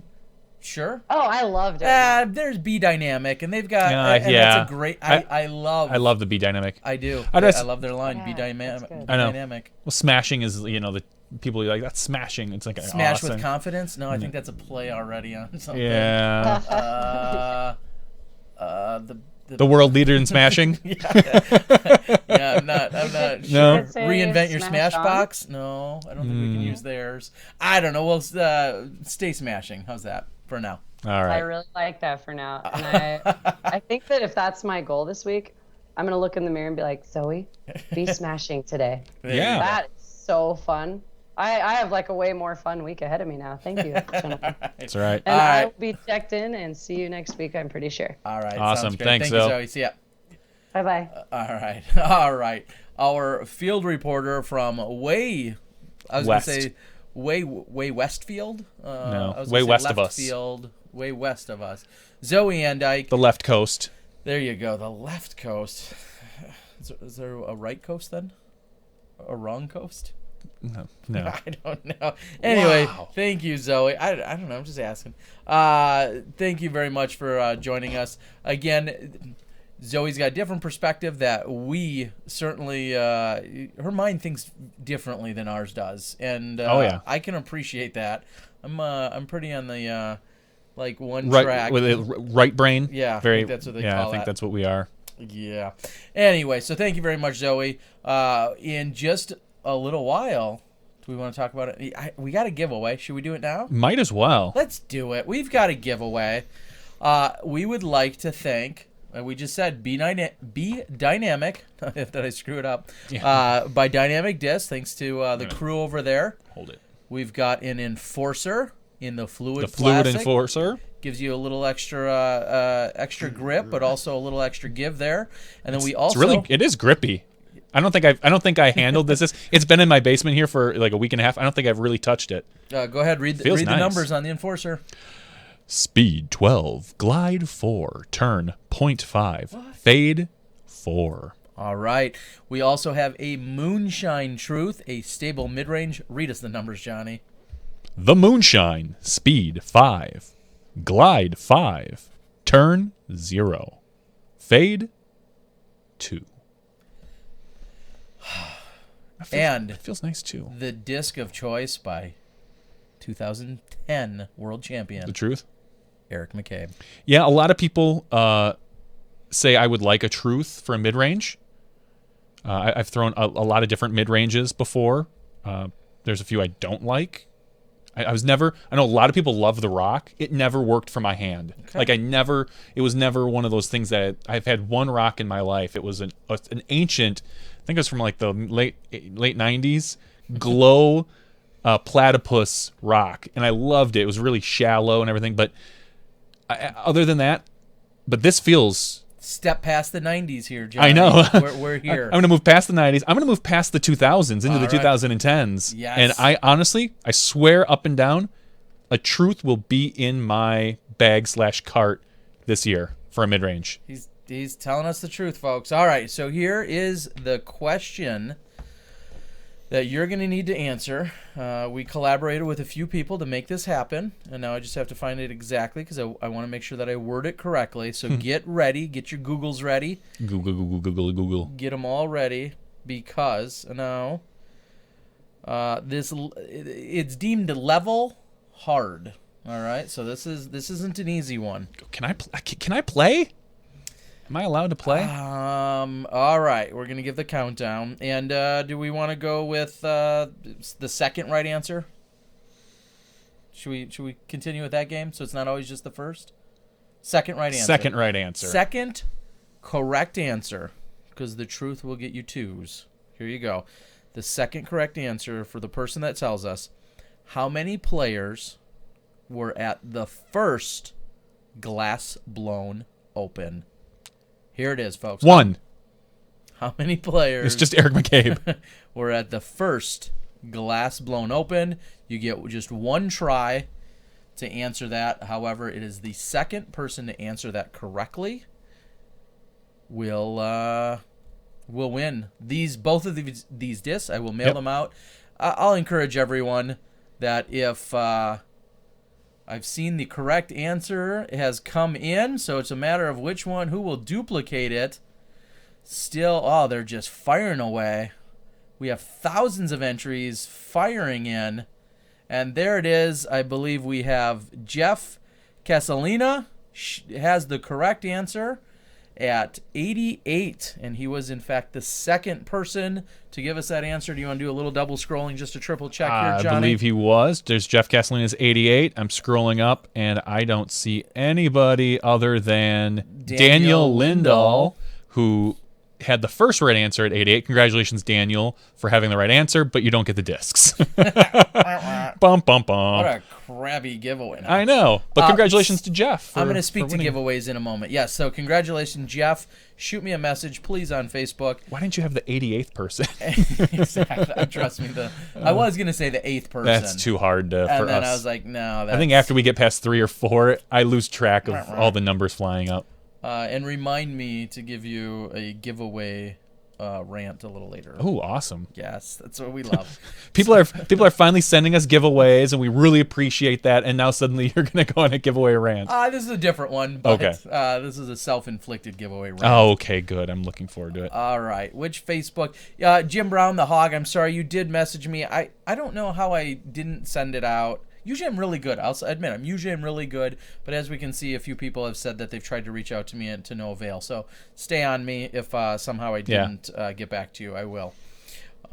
Usually you can get a hold of Terry on his Facebook. And sometimes if you send it to the Smashbox Facebook, we both see that one.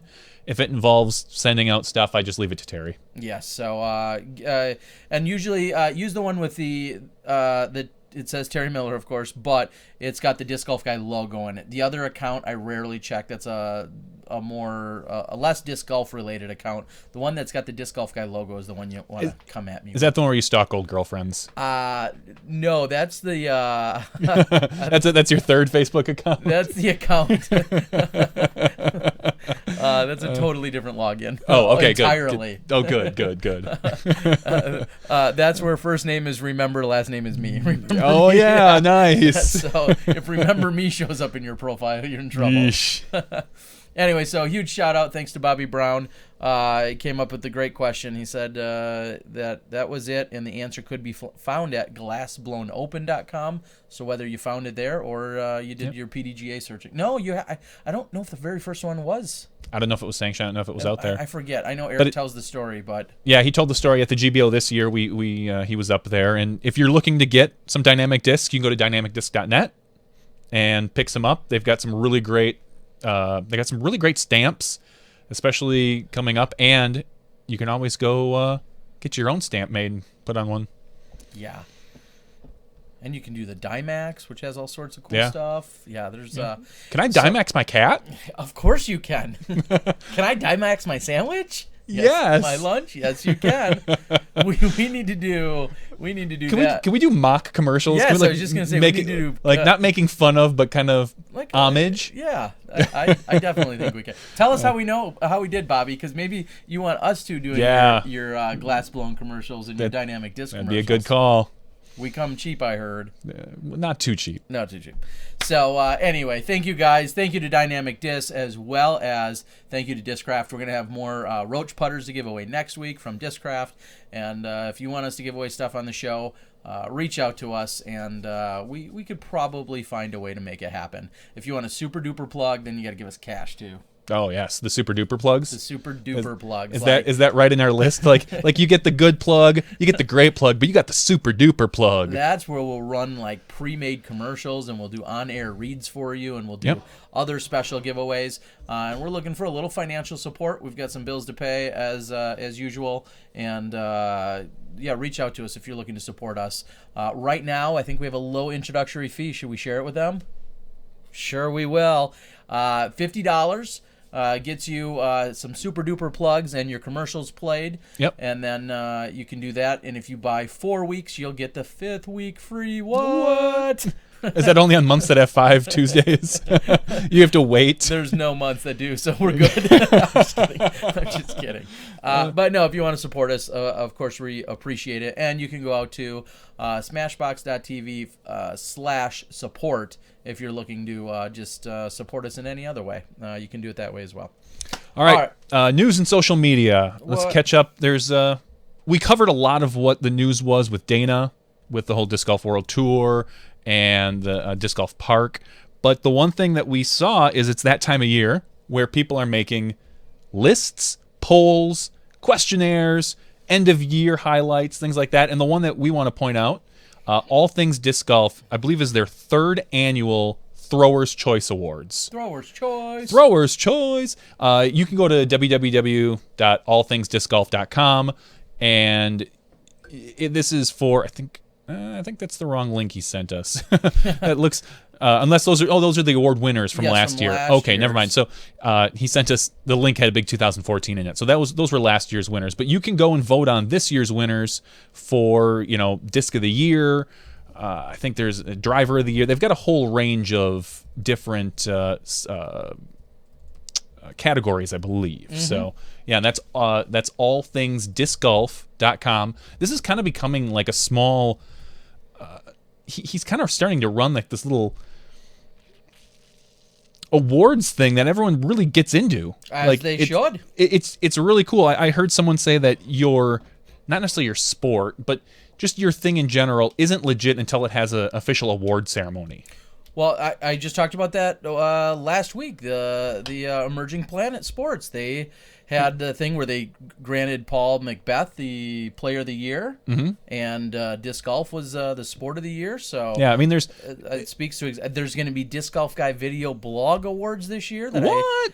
I haven't researched all the footage for, but I'd like to come up with some. I'd love to see you go through those thousands of hours of footage. It'll happen at some point. So go out to All Things Disc Golf .com and vote on the Throwers' Choice. Last year's winner was the Innova T-Bird. No, Thunderbird. I'm sorry. Oh, yep. I'm sorry. The Innova Thunderbird. And the year before that was he sent it to us, and it's. I don't know. I'm going to read off a few of them.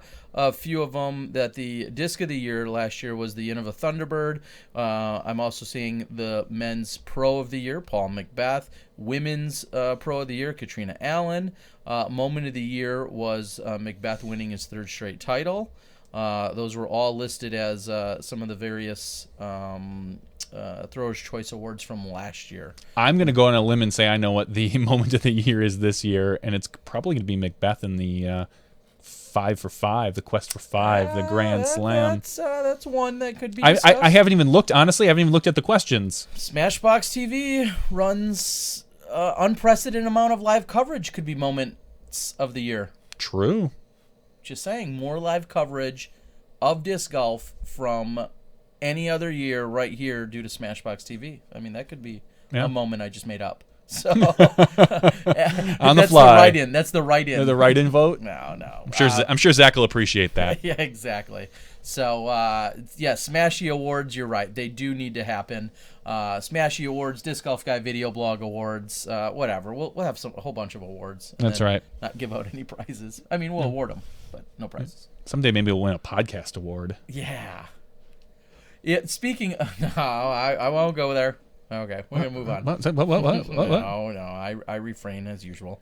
Oh. And I did just get word. Bobby Brown, Cool Daddy Slick Breeze, says that he loves our giveaways and he's going to be working to send us more stuff. So Awesome. There you have it. We appreciate it, Bobby. And again, Dynamic Disc has been a huge supporter of ours. And, what they've obviously having us at the Glass Blown last year and then just being involved in supporting us. They also supported us when it didn't go perfect, but when we had the at the memorial, we had the battle. Yeah, we had the battle at the memorial where the battle itself went all right. There was rain and everything, but the technology, my fault, had some issues.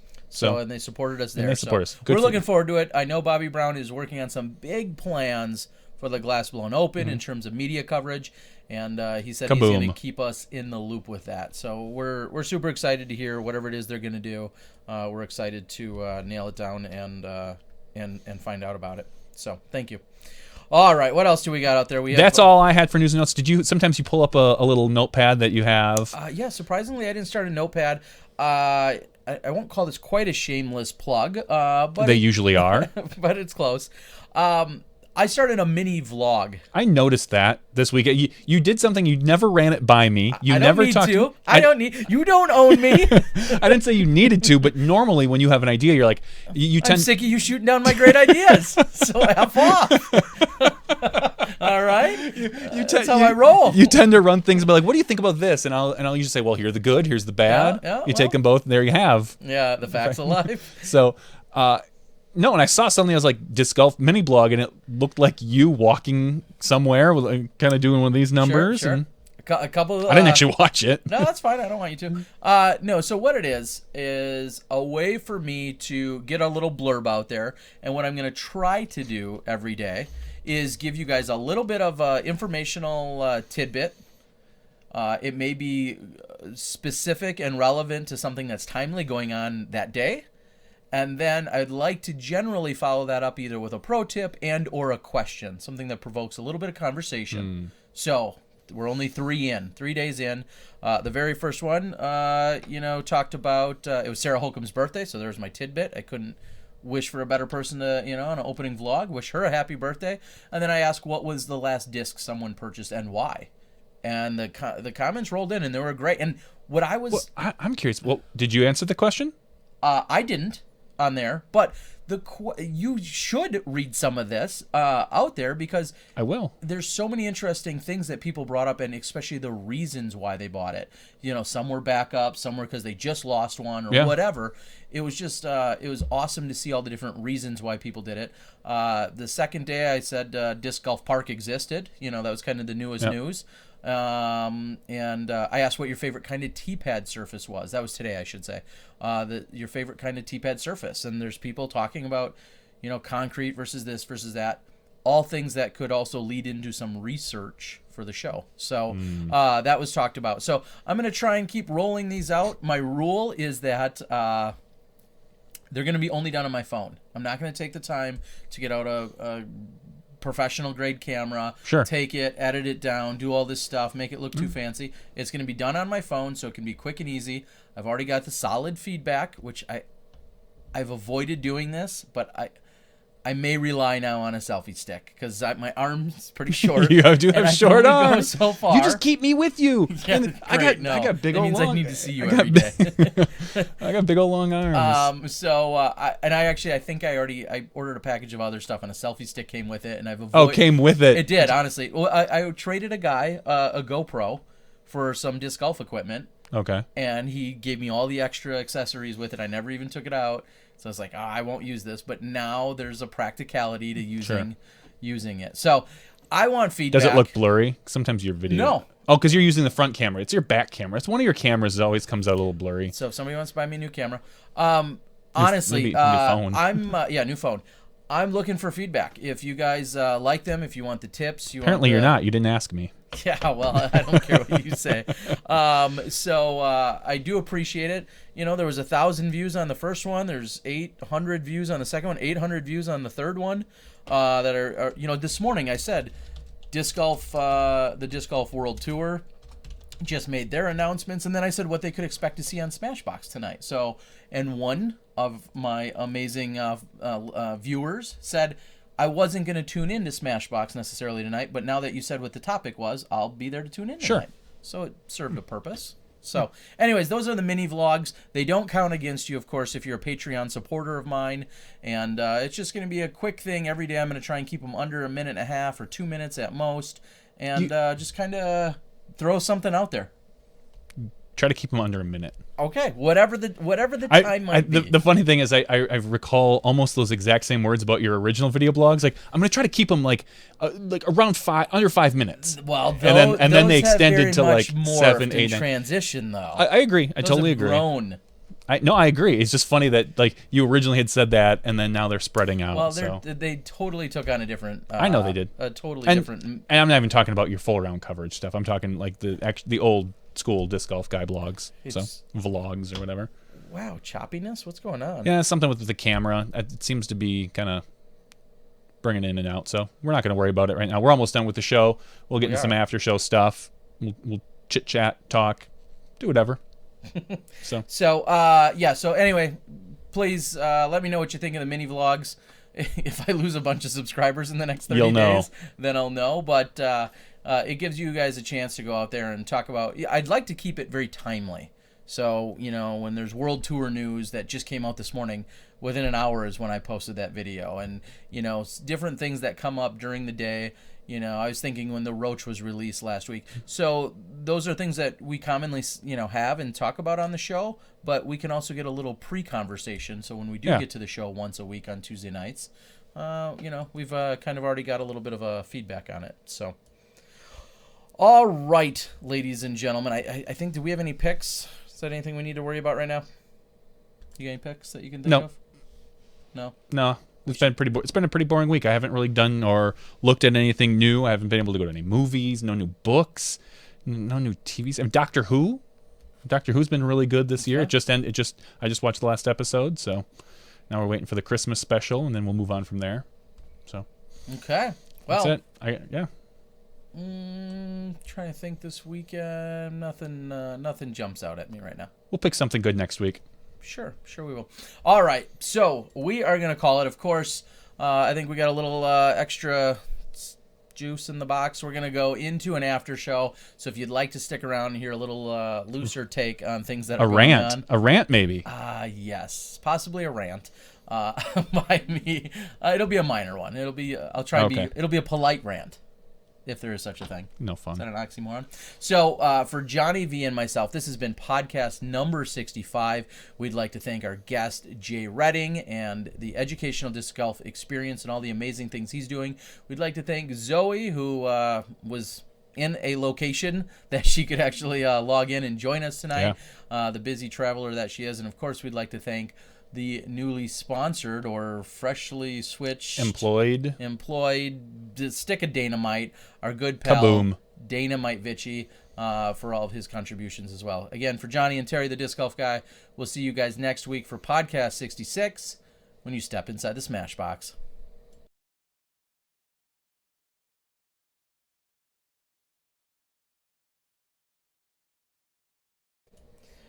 All right. Guess who's back? So I stopped the local recording, and it seems like things have smoothed out now. Okay. Do you need to start it again? No, I'm not going to bother starting the local recording again. It's still choppy. That's weird. Why is it doing that? I don't know. It just kind of kicked in some way through the show. Huh. Yeah. So it's almost like I don't exactly know because the CPU is low, connection's good. We're streaming, all that other good stuff. So I'm not exactly sure why that's happening. Interesting. It says the video is better now. I don't know. Anyway, let's start now. Welcome, everyone. This is podcast number 65's after show with Johnny V and Terry Miller, the Disc Golf Guy, where things get a little looser. and I didn't even line it up. She was on the board earlier. She said she'd be joining us. I think she ran away. She better not have. We had Kelsey, who was badgering some of our guests, getting a little inappropriate there early. Kelsey Wilmerding on the board. She said that she was going to be Skyping in to join us during the after show. So, Kels, we hope that's the case. So I'm going to jump right into it. I did see something on the board. I'll start here first. Somebody had asked about a controversy regarding disc golf. Did you guys comment on the controversy about the Disc Golf Pro Tour website media page on Reddit? I didn't. I didn't even see it. I didn't read it. I didn't read it. I didn't read it yet. No, honestly, that's a great question. Keith Vance says that Kelsey snuck off to bed. One, how does he know? Keith. No, I'm sure she mentioned something, so we're not going to have Kelsey on. Whatever. We'll get her on another day, I promise. We've had her on before. No, I think I'm done with her then. Yeah. Reddit. I'm going to go look right now so I can give my 4 cents. So some of the other questions coming in off here regarding Dana Might-Vichy, our good pal. Dana basically said he has effectively ended his sponsorship agreement with Prodigy Discs, which he had here in 2015. He has accepted a position with Disc Golf Park, where he's going to be an ambassador for putting in disc golf courses and the Disc Golf Park solution. And clearly we're not downplaying any of the Disc Golf Park solutions, or as well as we talked to Jay Redding with Edge. Those are always great options if people want to look into a formal situation like that. There's also your local ambassadors. And I would say, someone like myself or anyone that's in your given area, you don't always have to go to one of those solutions. Hopefully you're going to at least somebody who's a credible source. Those are a little bit more formal in terms of, but clearly anyone that knows what they're talking about could go to a school, could get disc golf started in school. There's plenty of good, solid course designers that are outside of Disc Golf Park. So there's options out there, but the highlight of the regular podcast was to talk about those as some more recent formal options that are out there. So Dana is not sponsored by Prodigy, and that's certainly news, as we're going to see more and more of these players move around from team to team. So that was out there. Some people have suggested to turn off and on your viewing, and that may help. So I'm going to move up, see if I can catch up with some of the other conversation. Give me 1 second. We're going to go away for just a split second. We'll be right back. All right, we'll be right back. Don't go anywhere. All right, we're back. We look better. Like literally, we physically look better. We're cuter. Oh, wow. We're skinnier. We're more attractive. I've lost weight since the podcast started. So, yeah. Yeah, I think Will you mesh those two pieces together? Cut out the little silence on the audio version? Yeah, I'll probably go through and kill the audio. I'll look for it. So. Very good. All right, so we're back. Hopefully everything's looking a little bit better. I'm trying to read through the comments. I think it was a Wirecast thing, just kind of starting to get a little choppy because it looks super smooth now.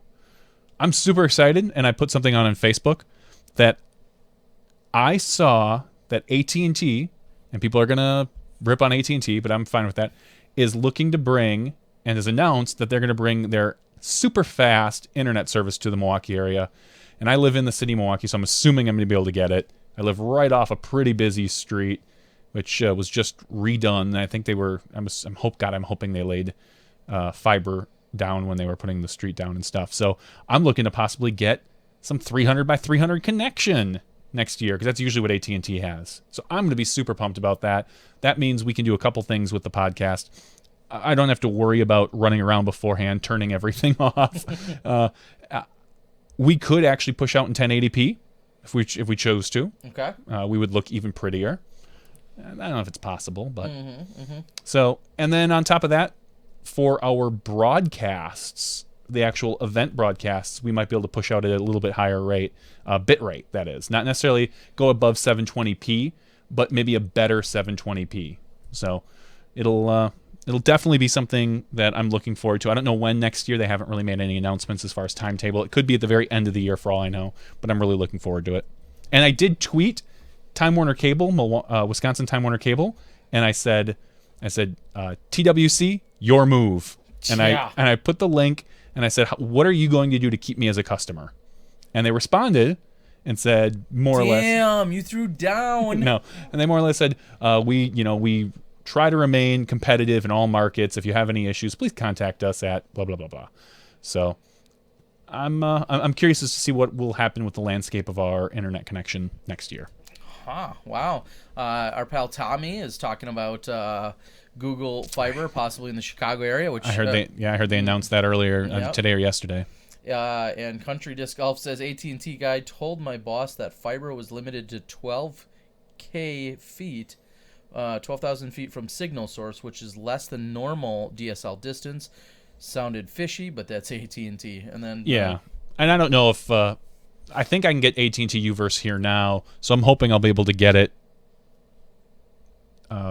once the fiber connection comes in. Worst case scenario, I'm really hoping that Time Warner Cable sees that, and they're not going to lower their prices because they've got a price point. I'm sure they hit, but they might increase their speeds, and that would be fine with me. I don't need the 300 by 300 connection. If I could just get a solid 10 meg up, I'd be happy. Yeah, exactly. Yeah, I mean, Not asking for much. I've got 50 down and 5 up, and even then, we run into connection issues on occasion, so that I need to kill a video feed to our guests so they can't see us. So which should never have to happen. That should never happen. Never. But whatever. All right. Some other. And yes, Bobby, I know Emporia has fiber because I was there using your fiber, using your internet connection, and it'd be awesome. A Terry Miller in the bag video. That would I'd have to find my bag, and that's not a rip on you because yours was stolen. I'd have to find. Can you find my bag too, please? No.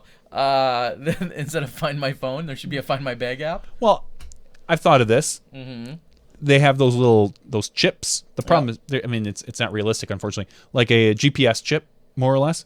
The problem is powering one, because if you could find a way to power a GPS chip, have it in like a bag or anything that was stolen, then you could track it, find it, trace it. The problem is keeping them powered, because if it's rechargeable, you have to remember to put it back in whatever it is, and it's going to only last for probably a few days before you have to recharge it. So it's not really realistic. But I think it could be kind of cool eventually. Have it solar powered, or I don't know. It's something I've thought about a lot since things get broken into and stolen in general. Bikes, I had a bike stolen one time and things like that. Unfortunately, they don't have anything that fits that quite yet. We're getting there. And some of you, I'll give you the health and beauty tip or update of the week. 9 days. To some that matters. To me, it matters. 9 days? Yeah, 9 days Mountain Dew free. Oh, nice. No chip for that yet, but 9 days. Nope. Mountain Dew free. Congratulations. And the one that we talked about last week, there's still a 20-ounce, full 20-ounce. Just Dew teasing you in your car. Sitting right next to me on my car seat.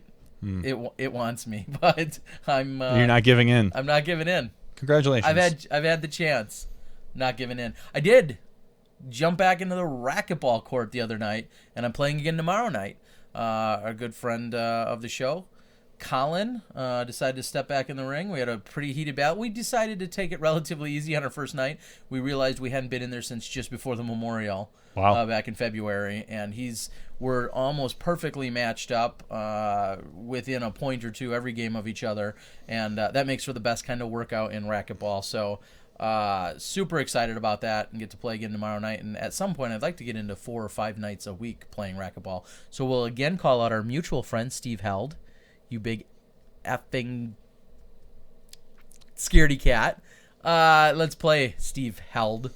And I'll call out Adam Ladwig. So bring it, Laddie. Laddie's a couple miles. So tell me about your disc golf, or maybe not disc golf, a rant on giveaways. All right, like so your here's slight the deal. rant. Yeah, here's the deal. All right, sit back. Now, it's kind of mild. Here's what I did last week. I created an Instagram post. I appreciate everyone that follows me on the Disc Golf Guy on Instagram, and created a post, and I said, hey, I've got 6,000 members or followers, and for no other reason than it's some random number at 6,000, I'm going to do a giveaway. comment on what your favorite post has been in the last year. And I'm going to randomly just pick a commenter. So you really had to do no real work other than name one thing I've done or you liked on Instagram that I did. Had 70 different comments. Perfect. No problem. I said by 12.5. I think I put it out on 12.3. I said by 12.5, I'll pick one of those 70 comments. I'm going to give away a prize. Mind you, I've never even said what it's going to be. They don't know it's going to be just a big hug from me. But anyway, no, I created this, said it's going to be and then finally, so I went to shoot the video, and I had copied all 70 comments into right out of Instagram. I copied them straight onto an Excel spreadsheet. And then I created another Instagram video that said, all right, I'm going to randomly generate a number on random.org. And I'm going to go this many numbers up from the bottom, just to make it different, just like we don't give away the first. So I said, I'm going to go this many numbers up from the bottom, and it was 1 through 70. So I explained that. I said, I'm going to generate the number and go this many up from the bottom, and that commenter. So far, it sounds legit. Okay. And the number, I go 1 through 70. The number is 34. So that's what shows up, 34. So so technically number 36 on your list. Thank you. You got that pretty quickly. Others didn't. And I'll admit, if somebody didn't click on the sound and hear me say that, they see 34 and then saw that I went to 36 in the next video. It looks a little silly. Sure. I can understand. Is it backwards? Yeah, sure. That was different. It was different. That was the intent. So it was just people. Oh, this sounds fishy. This is a scam. If you don't remember, I was just trying to give something away free. I'm sorry, you can't. And so people got a few people, and one gentleman who was really worked up and called me out on there, then sent me a couple private messages and apologized. Was it CDG? Was it Country Disc Golf? He says was me, so I don't know. He was one of them, and he stood up and apologized. He said, I didn't listen to the audio. And so he was like, no, it should be 34 or whatever. And again, I appreciate it. You sent me an apology. No You worries. made the mistake of not also doing sign language to explain yourself. I should have. A little ASL. Yeah. So anyway, it was funny because here I am doing a free raffle and people are thinking I'm trying to scam my own free raffle giveaway. And I'll say this, like, part of it is the fact that they were so close. I'm sure people are like, no, like you said 34, not 36. Had it been like 12 and you went up from 70, you're like, oh, look, it's 58. You know, people maybe would have got it quicker. Sure. But because it was so close, 34, 36, I could see there being a little confusion, a little people not exactly listening, you know. I think our pal Jake said he was 35, so he was kind of mad because he was right in between the 34, 36. Chuck says, wouldn't the 34th person up from the bottom be the 37th down from the top? I don't know. I just did the subtraction. Yeah, I'm not going to do any math there, Chuck, but I thought about it. That wasn't part of the argument, so if I'm wrong, we're going to move on from that. But I suppose if you count 70 as one, well, to go backwards. And I will admit, I'm thinking about the 70th person because technically I couldn't have selected him because when you go to random.org, you go... Is it number... Don't you have the option of, like, selecting? I think you go... It defaults at 1 and then you put in the final number. Go to random, see if you can put in 0. Because in theory, it would have been impossible... Yeah, no, it's got max results. Can you put in min and 0, though? I doubt it. Well, I mean, I suppose you could. Yeah, you could put 0, but 0 is not an... No, because I was going up from the bottom. So 70 would be 1. Correct. Yeah. So in theory, 70 sense. Was getting screwed. Why would it? Because I couldn't have gotten 70. No. The last person to comment. If I'm going up from the bottom and I'm going between 1 and 0... It's not between. It's min is 1, max is 70. And 1 would have been 69. No, 1 should be 70. Anyway, 70 should be your 1. You're like, oh, I'm kind of like, you don't look at the top of the list and go, okay, I'm gonna start with 1. Number 2 is 1, 2, like. Yeah, I guess. Yeah. So either way. Okay. Either way, the point was. You should have Chuck Kennedy do your giveaways. I know Chuck's chiming in here, saying. Yeah. It's not that hard of a concept. Well, either way, the point was I wasn't even mad about the concept. I was mad at the people that were mad at me for trying to say I'm scamming a free giveaway. So, and then I did in a little frustration today say, maybe I just won't do giveaways if it's going to be this tough. Maybe, and I wasn't just talking about myself, but if it's going to be this much controversy, or maybe you need to make your rules less complicated. that could be it too. Speaking of being complicated, Kelsey Wilmerding has private messaged me and says there are not enough viewers currently. I think that's what she's saying. Oh, well. She's looking for peak hours. Wow, Kels. You need to bring your own posse, your own crew, and get them online then so that you can join us, you silly goose. It's as the kids say, it's been a minute since I've caught up with Kels. Haven't seen her for a few months, so we'd love to check in, Kels, especially since you're creating all this ruckus, saying inappropriate things during our official guest in Zoe. Anyway, anything else out on there on the board? No. Don't talk politics, religion, or math, apparently. We did briefly talk about the American tour a little bit earlier. I'm excited to hear more from that camp. Yep. Is what I think a lot of people are saying. They a lot of the things that they had said is we're going to roll out that later. They're going to roll out who's all registered. That was one of the questions they were directly asked. I'm just excited to hear more from that camp. I know. I want to hear more. I want to hear more details. I want to hear. I want to hear more plans, things like that. So, but we're only 90 days away from the world tour starting. And that means like 80-ish or so days from the national tour starting. Yeah. For the Memorial. So presented by Discraft. So that's crazy. Yeah. Wow.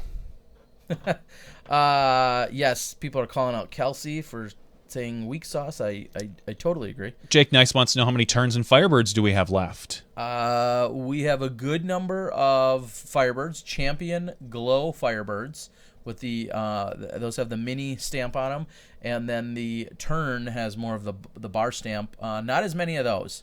So they're gummy Champion turns, and the Firebirds are Glow Champion Firebirds. So if you want to get back to us, let me know. How about the mini series, how to run and get sponsors? What was that? Or tournaments? For tournaments, like you doing a mini series of video blogs on how to. Oh, that's a good idea. I'd probably pull in some people that are better at it than me in terms of everybody. Most people. I'm not a big sponsor No. getter person. Yeah. That sounds like a great idea, though. Yep. Are you guys, and you didn't get hired for, are you guys mad that you didn't get hired for the American tour? No, they reached out to a professional company. They, I think, are paying 6, 8, 10 times our rates. We don't even know actually what they're paying, but they reached out to a professional production company. Yep. And if we lose to a professional production company, I'm someone okay with with a van without windows. that. Yeah. Which is you too, but and mine never leaves the state because I can't. You can't. I can't drive that one out of the state. Oh God, so easy. Yes. I'm missing a few of the questions. All right.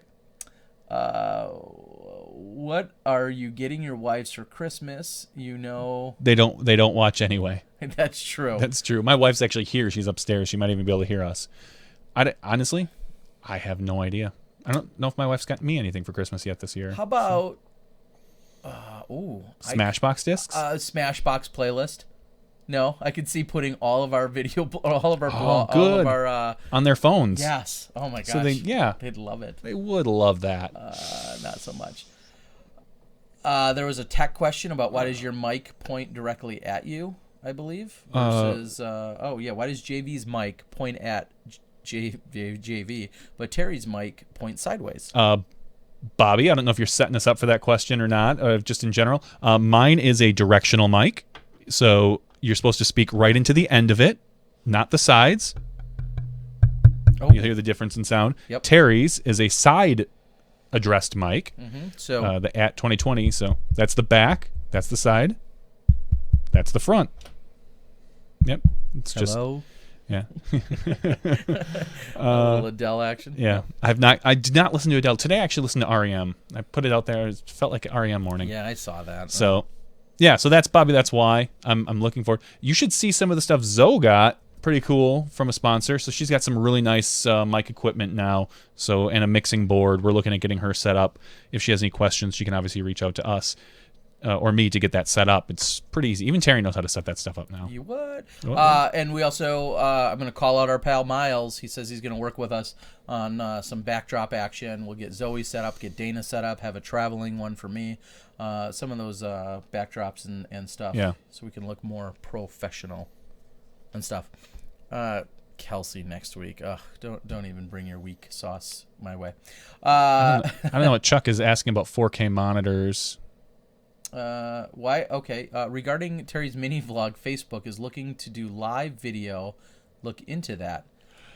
Yeah, I would screw it up too many times. I'll admit I do a couple takes. I'm going to try to get away from that, but I usually do a couple takes because I want to do it all in one take. And I'll say this, and it's not a shock to anybody probably, but you will get, and I don't know if you care about like the number of views you're getting on these. We'll get more if it's natively done with Facebook. Yeah, I understand that. Like thousands and thousands more. I understand that, and I think that's great to some degree. But you want to keep everything you have together. Yeah, that's exactly it. I'm with you. And a shout out to Dynamic Disc. They've done the same thing. You see more ads and commercials and cool little things that they're doing, and they're putting those straight onto Facebook.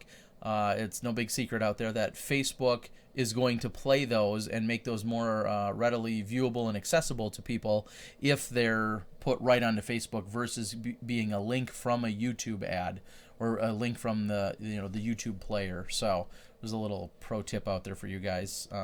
I like to just put mine, like I said, because then I have it in a playlist and I have it all in one spot on the Disc Golf Guys YouTube channel. You could upload it to both if you really wanted to. And I very well may do that. So because you're going to get way more views if you upload directly to Facebook. Play it.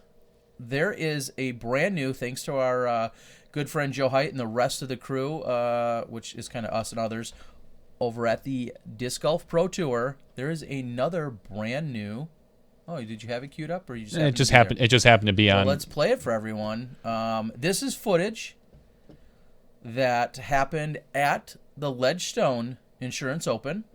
You'll see my not so adorable mug in the background. This is thanks to Joe Height, who captured this.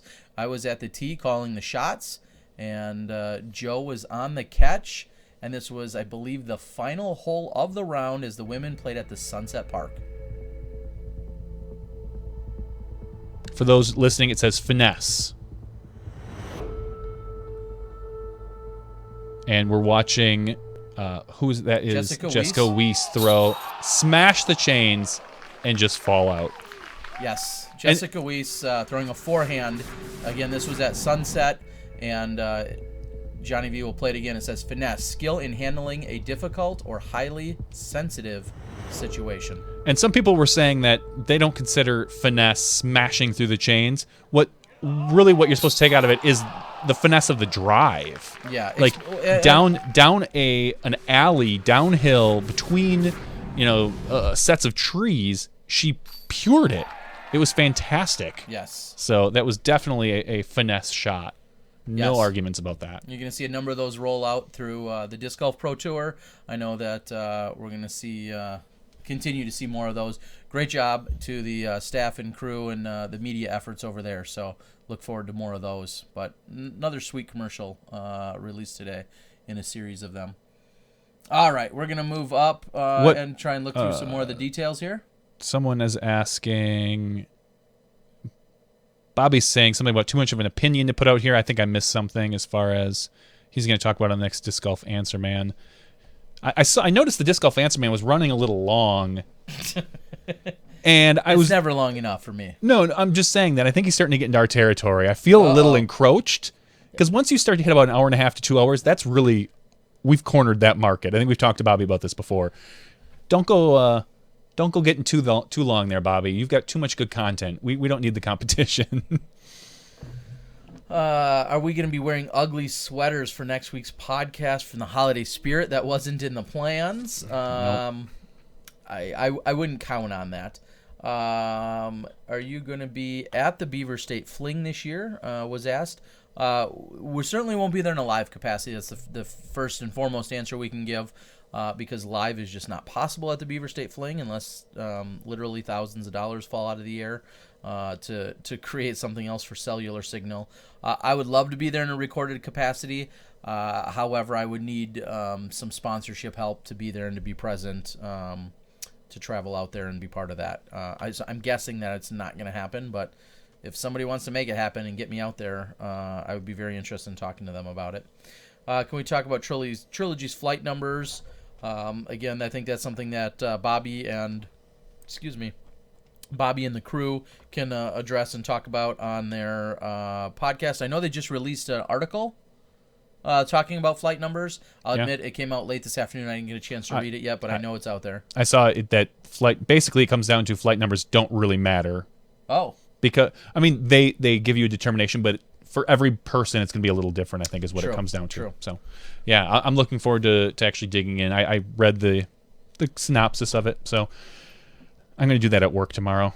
My assistant is gone. He's doing a job that I should be doing. He's traveling up north looking at an acquisition for our company. So I'm going to have the whole day to basically just dink around without even having my assistant question me. You should update our website. There's been a lot of talk about that. I should get on that. Our friend Jenny Cook has some Send me those tremendous suggestions. Suggestions. Send me those because I don't know if you did. And we know that a couple people have, our website must not be up to par when a few people have said, we'll help you with it, and they want to volunteer. So Yeah. I'll send some of the suggestions over to Johnny, and we'll see if he can get them implemented. And if not, Yeah, we've got the winter to do that. So I would like to get them up sometime before February. Get updated. Schweberger's dominant performance at the Downtown Urban Open the other week. It is safe to say that he is the most proficient and precise thumber in the game. Yeah, that would before he played in that tournament. It was safe to say he has the most proficient and precise forehand or overhand in the game. Thumber, yes, there's no doubt about it. Yes. Yeah, I use a for the website. Jake has reached out to help us work on that, and he's helped us in the past, gave us some options. I use a specific theme. I believe it's called. I think it's just the X theme, and it's got all these. X gonna give it to you. Yeah, he's gonna give it to you. X gonna give it to you. It's got 1,000 options, and they do all these different updates, and it's actually a relatively complicated theme to mess with, but it has. So it's over our head. It's complicated in that it's got 1,000 options. Okay. And so some of them that Jenny has put out there, I think we can easily implement, and I'll have to look at other ones because I do want to kind of dig around it. I haven't had a chance to mess with it this summer because we were doing other things, but come the winter now, I can dig into it. I'm pretty good with the website stuff. I'm not good, and you and I both know that we're not good with the graphic stuff. Like, I can put together a theme and have it look decent, but not so much on the graphics. Yeesh. 40 to take a shot. A question about Jessica. I think he's trying to call out Nico for being a slow putter, and unfortunately, that's not news. No, not Nico. news. We love you, but you got to throw quicker, man. Yeah. I don't think Nico would deny that he's a slow putter. Yeah, probably not. No, he knows. I don't think he cares though, because he gets the job done. I wonder though if he knows he goes over his 30 seconds all the time. I'm sure he's aware of it. I'm sure he doesn't care. I mean, he might. Let's put it. That's a bad way to put it. I'm sure he would care if it came down to people calling him. He gets in his zone, and I don't know if he necessarily knows how long it takes to get there. I'm sure after the fact he's heard it. He's heard people say, "Hey, you're running pretty close or going over."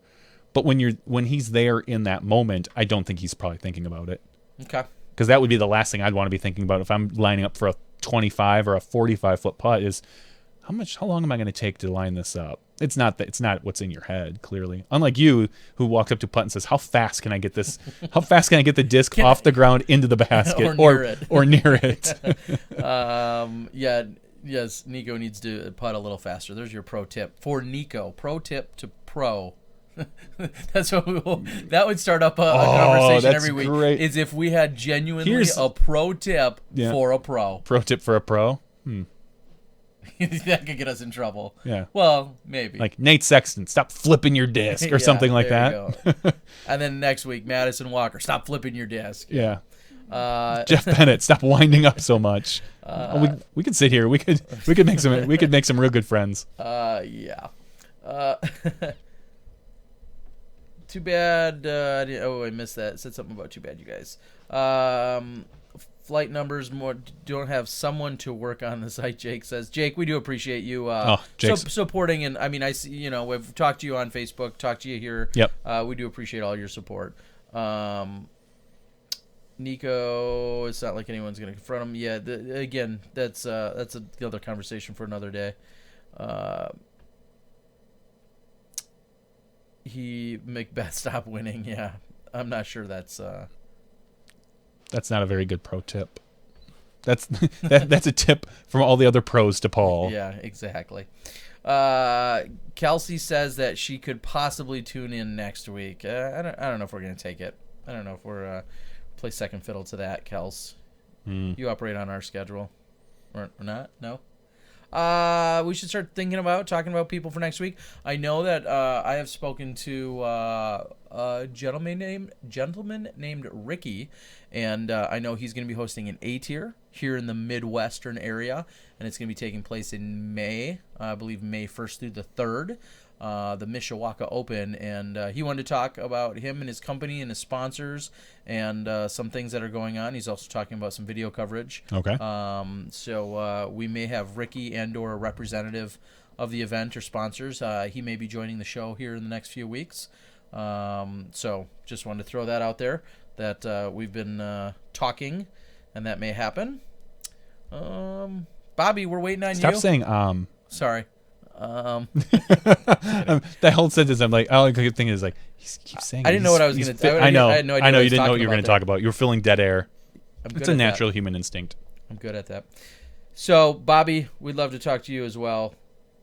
Did we see the Saturday Night Live Alien bit this weekend? Yes, I did, and I was laughing very hard. It is one of the few times I've laughed that hard at Saturday Night Live, and it's not even because the bit's that funny. Yeah, it was funny, but was when the characters are cracking up but and you Yes. can see that they're holding back laughter.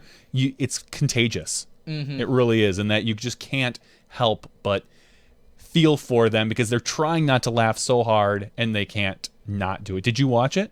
I did. I watched all of Saturday Night Live. Actually, I think I had it on last night while I was doing some editing, and yeah, and that's the one that that was the big news, so to speak, out of all of them for the weekend. Is that that's the one I saw passed around Facebook and everything else, for the exact reason that you said. Yeah, Sarah and I watched most of it. There was another sketch where he was cracking up as well, a little bit, but that was the funny one, and I think was it Kate McKinnon? I think that's her name. The one who more or less played the trailer trash woman. She's so funny. I think she's probably the best female on Saturday Night Live that they've had in quite a few years. Yeah. I'm trying to think of the... yes, that sounds right. I'm trying to think if that's the one I'm thinking of. Yeah. I'll Google her. She's, yeah. Okay. I don't know how to spell it. Apparently I wasn't even close. Oh, there we go. Apparently I wasn't even close. That's a different Kate McKenna. Are you sure you had the right name there? SNL Kate. Yeah, Kate McKinnon. Sorry. Oh, see, there you go. I was close. I don't look at it. Come on. Yeah, so that skit was very funny. Chuck, you were wrong too. You said McKinney with an EY at the end, and it's actually McKinnon, McKinnon. So, but it was. I'd play it, but we would definitely get taken down. that would That'd violate ruin all of our podcasts. That would violate quite a few laws. Podcast and YouTube laws. How fast do you think the online registration will fill for Ledgestone? That's a great question. I think it'll go relatively quickly. I'm not sure if it'll go quite as fast as last year, but it might. I think there's more spots. So I think it could go just as quickly, but there'll be more to fill up. So yeah. I don't know. All I would say is that if you're interested in playing, be ready. Just that's the only suggestion I can give you. Be ready. One of the things I'd like to touch on quickly, because it was posted to my wall, so I think it's worth sharing, is the whole pros playing AM. So for those of you who don't already know, if you've accepted cash as a professional disc golfer in the sport of disc golf here with the PDGA, and you dip below 970, that can make you eligible to play in other divisions, depending on how old you are and so on and so forth. So, for instance, if you were rated 950 and you go and win $500 at a tournament, the next weekend you're still eligible to play advanced at a tournament. Yeah. Similarly, if you're rated 910 and you take cash at a tournament one weekend and then the very next weekend you want to play intermediate, you're eligible to do so. So the question that came in for me is a gentleman who I think he said he was rated 897. He wanted to play advanced masters, I believe, at the Memorial, and he's accepted cash before. Being rated 897, he's accepted cash, but right now he's 897, and he wasn't sure what divisions he could play and how that is handled, and we kind of broke it down for him, let him know. The only thing you aren't eligible to do once you've accepted that cash is play in a PDGA amateur major. Yep. And there's, I believe, 3 in existence. Yep. Amateur majors. So there's only 3 events that excludes you from. That excludes you from Amateur World Championships, which is held in Madison, Wisconsin this year. AmNats. The Amateur National Championships, the United States Amateur Disc Golf Championships, that's held in Milford, Michigan, run by Discraft. And then there's the World Doubles that takes place, and I believe that's considered a major. I think it's in Texas again this year, if not every year. But World Doubles, Amateur World Doubles, that takes place. I believe those are the only 3 PDGA majors for amateurs. So otherwise, you are absolutely eligible to compete. So there's a ratings guide. It's all found on the PDGA. I just wanted to clear that up because there was some confusion. Here's another, dare I say, pro tip. Go out and register yourself for the PDGA ASAP. And that's incredibly critical because as tournaments are offering the registrations for next year, there's a stipulation or some kind of flag or trigger that's put into most of the new websites that states that you can't register for an event for next year if you're not current for next year. And yes, I understand it's still 2015, but if you want to register for the Memorial, for instance, you need to be a PDGA member in the amateur division. I want to say that opens on the 16th, I believe, for the AMs. Go register in the next week. Get it done. And get yourself renewed. Some events you need to be current on your membership. You need to be some of them you need to be PDGA certified in terms of the rules exam. Get that stuff done now because what's going to happen is December 15th, 2 hours before you want to register, you're going to be running around and something may not happen with the website or this is going to happen and it's going to be just chaos. So get it done now. If you are a brand new PDGA member or you're looking to become one, that's a better way to put it, contact us. We have a discount code for you where we can get you 20% off your membership through Smashbox. So Smashbox New 20? Smashbox New 20 is the code, and it only works if you are a brand new member. If you're a returning member, as I will be of 20-some years, no discount for me. But Scott Linthicum says he did register his wife for the Memorial, and it does in fact stop you if you're not current through 2016 and an official. Bingo. Thank you, Scott. So, and thank you, Tommy said that the collegiates. I'm not so sure about that. No, the collegiates, you can be a caching pro in the collegiates. I'm fairly certain because I thought that had happened a year or two ago that we had a caching pro play a particular division. James Proctor. Yeah, James Proctor. I think you can. Last year. I think you can still play. So the question asked is, do I have to be a member of the PDGA to play Ledgestone? You absolutely do, Zach. That will be an A tier. An A tier for amateurs. Yep. So you do have to be a member of the PDGA. Use that code Smashbox New 20, and that will get you 20% off your membership. And if you do pay for the PDGA right now, that will make you current all the way through 2016. So it gives you the last few weeks here and current through 2016. So get it done ASAP. Don't say I didn't warn you, because inevitably somebody's going to, I didn't get in. You know, it was midnight. It won't be one of our viewers. Our viewers, and listeners are the best that are out there, the smartest. best the- looking, Yep. Richest. friendliest. They always have the best dates. Yes. Give out the best presents. Yes. That we. Yep. Yeah, all that's those that's things. our viewers. So okay, so there's a stipulation on the board. Kyle telling us you can take up to $5,000 and still play in the collegiate tournaments. So thank you for the clarification. I don't think I knew of that specific stipulation. You are an open player and compete in collegiate events. Okay. Yeah, we covered that. James Proctor talked about all that. Nailed it.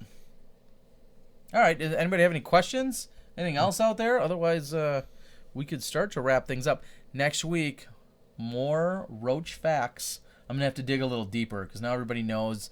So easy to go look for them and Yeah. everything else. So maybe we'll have some that are an offshoot. Maybe some Roach cousin facts. If the Roaches all decided to get together and try to take over, do you think they could take us? There's a lot of them. I don't think so. You think we'd pretty good? You think they could band together? I don't know. Is this is like a sci-fi film idea? Maybe. Of yours? I mean, it sounds. I just thought of it now. It sounds like a great one. I mean, there's probably, because there's how many billion people in the world? Like Six or billion? seven. So there's got to be what, like 100 billion roaches? Maybe more? I don't know. I'll have to check my Roach facts. Yeah. To see how many they are. Could they take us? Do we need to worry? We didn't talk about it. Here's something we could have talked about earlier on the regular show. On the real show? On the real show. Couple things. Central Coast captured an ace I saw the Macbeth ace. from one Paul Macbeth.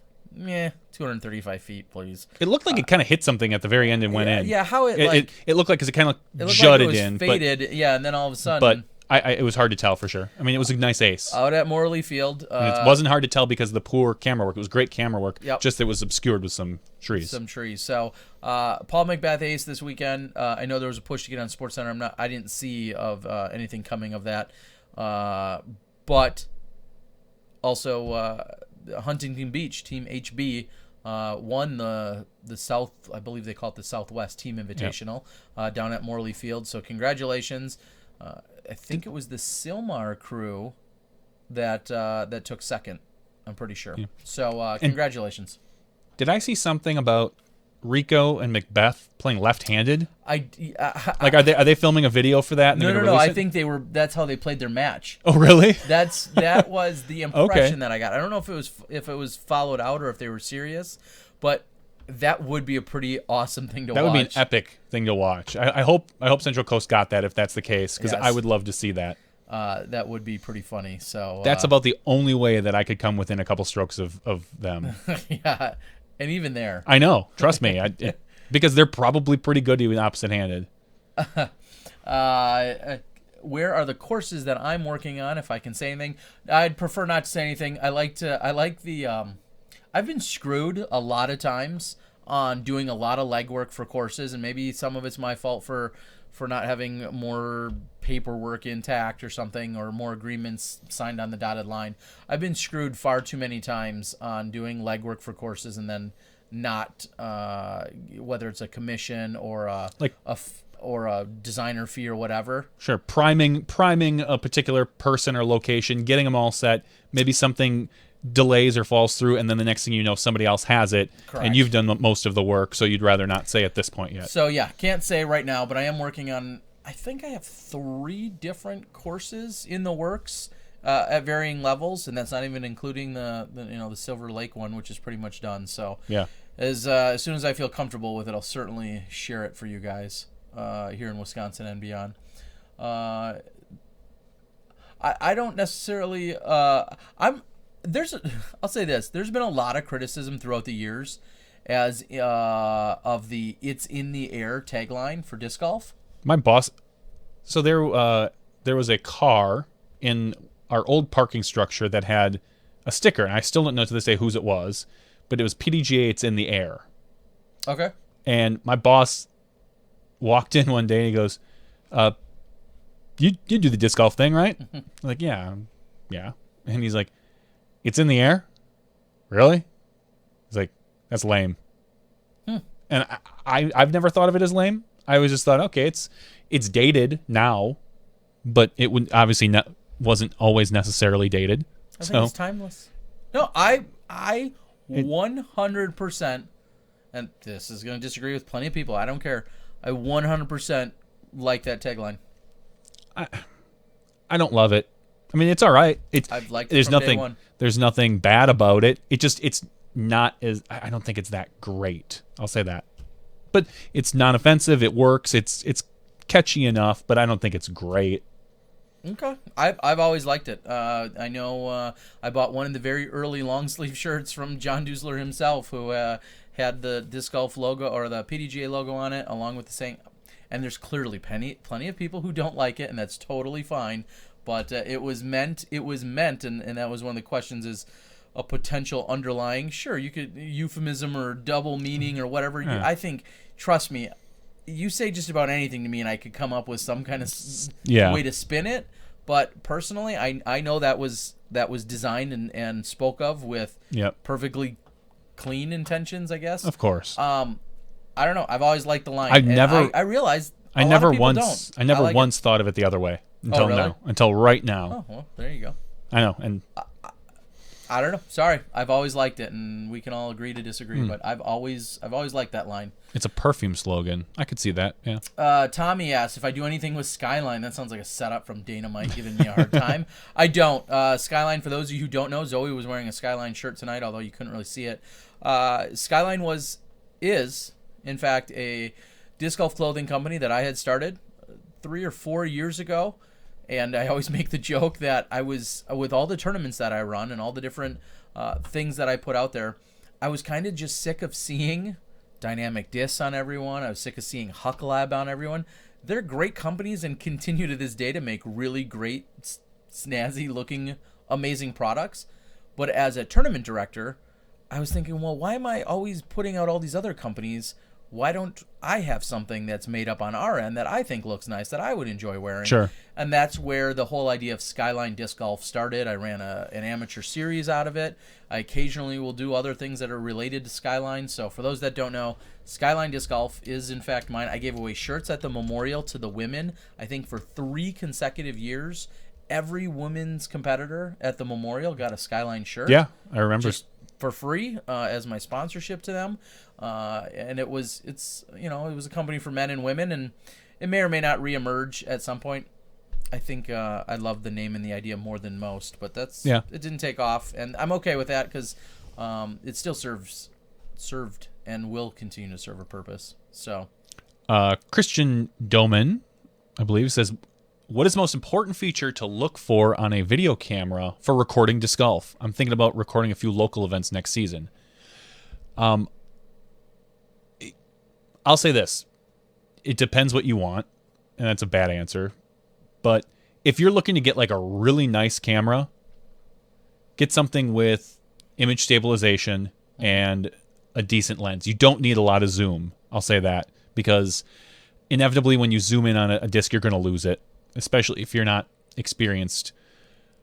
But if you're looking for just like a local little camcorder, I think right now something with 60 frames per second. That is the going trend of disc golf. So if you get something with 1080p 60 frames per second, I think you can make it look good enough. And for me, one of the reasons why I had upgraded, I had a Canon Vixia camera, $400 camera that did like 200 plus of my vlogs. Originally I started with a flip cam, then I went to the Canon Vixia, and then I upgraded from there because I was really concerned about having what kind of external microphone I could have hooked up. Because clearly most of my video blog coverage, especially in the early beginnings, was a mixture of both footage from the tournament as well as some form of interview or conversation at the end. So having that sound quality was a big deal to me. And I'll say now especially, I hate watching any video that's just nothing but constant wind. And it's impossible to edit out really in post, and it's a pain even if you could. And you can cover over it, you can mute it, you can do all sorts of things. But to me, external microphone options, that's something that you really need to consider. So get a water. I mean, if you're really serious about it, getting in and recording rounds and stuff like that. One, I'll say, don't do it. You're taking over Terry's job. Two, get yourself a spare battery and a rain cover, like a rain jacket for it, just to be safe. You can always wrap them in plastic. We've done that before, garbage bag. So, but definitely, I've said 1,000 times, you can give someone some mediocre video, but you give them bad audio and they go nuts. So good audio is good to have, but really a lot of people are doing the 60 frames per second thing. It makes it look really real. Yes. Like I watched the Macbeth Ace in the 1080 60, or maybe it was 720. I think it was 1080 60 frames per second, and it's so crisp. It is. And now, mind you, though, everyone says technology is getting better, which clearly it is. However, every time you upgrade one thing, you may need to upgrade another. So whether it's your computer and its processing power, the RAM that you have, the program that you use, all of those different things compile. You know, when you're also talking about going to a 1080 camera or a 4K, especially 4K and beyond, when you're talking about those things, the quality's better, but you're also talking about more storage. So then bringing that onto your computer, like you said, to edit it, you don't want to edit 4K on a laptop because it's just it'll chew through data, it'll chew through speeds. Your render times will take forever to actually get it out. So now you're going to look at upgrading your computer, and it's a black hole. It is. It really is. It's a spiral. It's a downhill spiral that suddenly, and you never catch up because the minute you buy yourself the nicest laptop because you're going to travel or record, it doesn't matter because now you're going to think like, oh God, my laptop takes 6 hours to render this video, but a desktop would take 3 hours. Yeah. And so now you're going to want to carry a desktop with you. It's cool. It's fun. If you want to do something local or things like that, that's awesome. Go for it. And then you need video editing software and then the time and the patience to possibly learn that if you don't already have it. And I'll send a generic line out there that if people are looking to possibly help out with some Disc Golf Guy video blogs, reach out to me. And if you've got your own camera, or even if you don't, let me know though if you're interested in maybe meeting up with me or helping me out at some tournaments where we're not doing live. Even if we are doing live, we may still need your help in a different role. So feel free to reach out to us. We know we have a lot of different cameramen out there. Some people are learning. Some people are established and just don't really know where they could fit in. So we're always looking for more people, especially if you can work on the cheap or on a low budget, and if financial concern, because it's not ours, so we hope it's not yours either. And we'll announce like when and where we're going to be. So if we say, hey, we're going to be in Oklahoma, and you happen to live near there, reach out to us. That's what I'll say about that. It's many years away before you get Smashbox in 4K. That's for sure. Yeah. Your phone can do 1080p at 60 frames in 4K. That's awesome. Yeah. You're probably missing out on things like a good microphone and limited zoom and all that other stuff. But if the new iPhones do all that stuff. I think the new Samsungs probably do that. And depending on your project and if it fits your needs. You're not following a disc probably real well at 350 foot roller, for instance, or a 450 foot roller with your phone. But if you're doing some close up stuff and it's not windy out, you can probably get some really great stuff. Yeah, there's some really cool gimbals, handheld, small ones you can put your phone in for really steady shots. We actually, surprise, we purchased a gimbal, so to speak, or a stabilizer that's over there, and I haven't even taken it out of the box yet. We got it at the end of the season, and it's something I'm going to hopefully play around with come maybe later this winter or springtime. I don't know if we'll end up using it for tournament shoots or not. It depends on how easy it is. I think I can attach it right to a vest as well, so we'll kind of dig into that and see how that works. But the problem with those vests is that they take some getting used to, and we can't. One of the things that's nice is we have a couple established camera guys, but we've got there's Jason Youngblood who we've used, and Joe, of course, Joe Height, and Gary. Yep. And Gary would be the one, because Joe's not. We're not putting a vest on Joe. Mm-hmm. He likes to run around too much. He's got his big wheel. Jason Youngblood, I can't see him using one either. But maybe.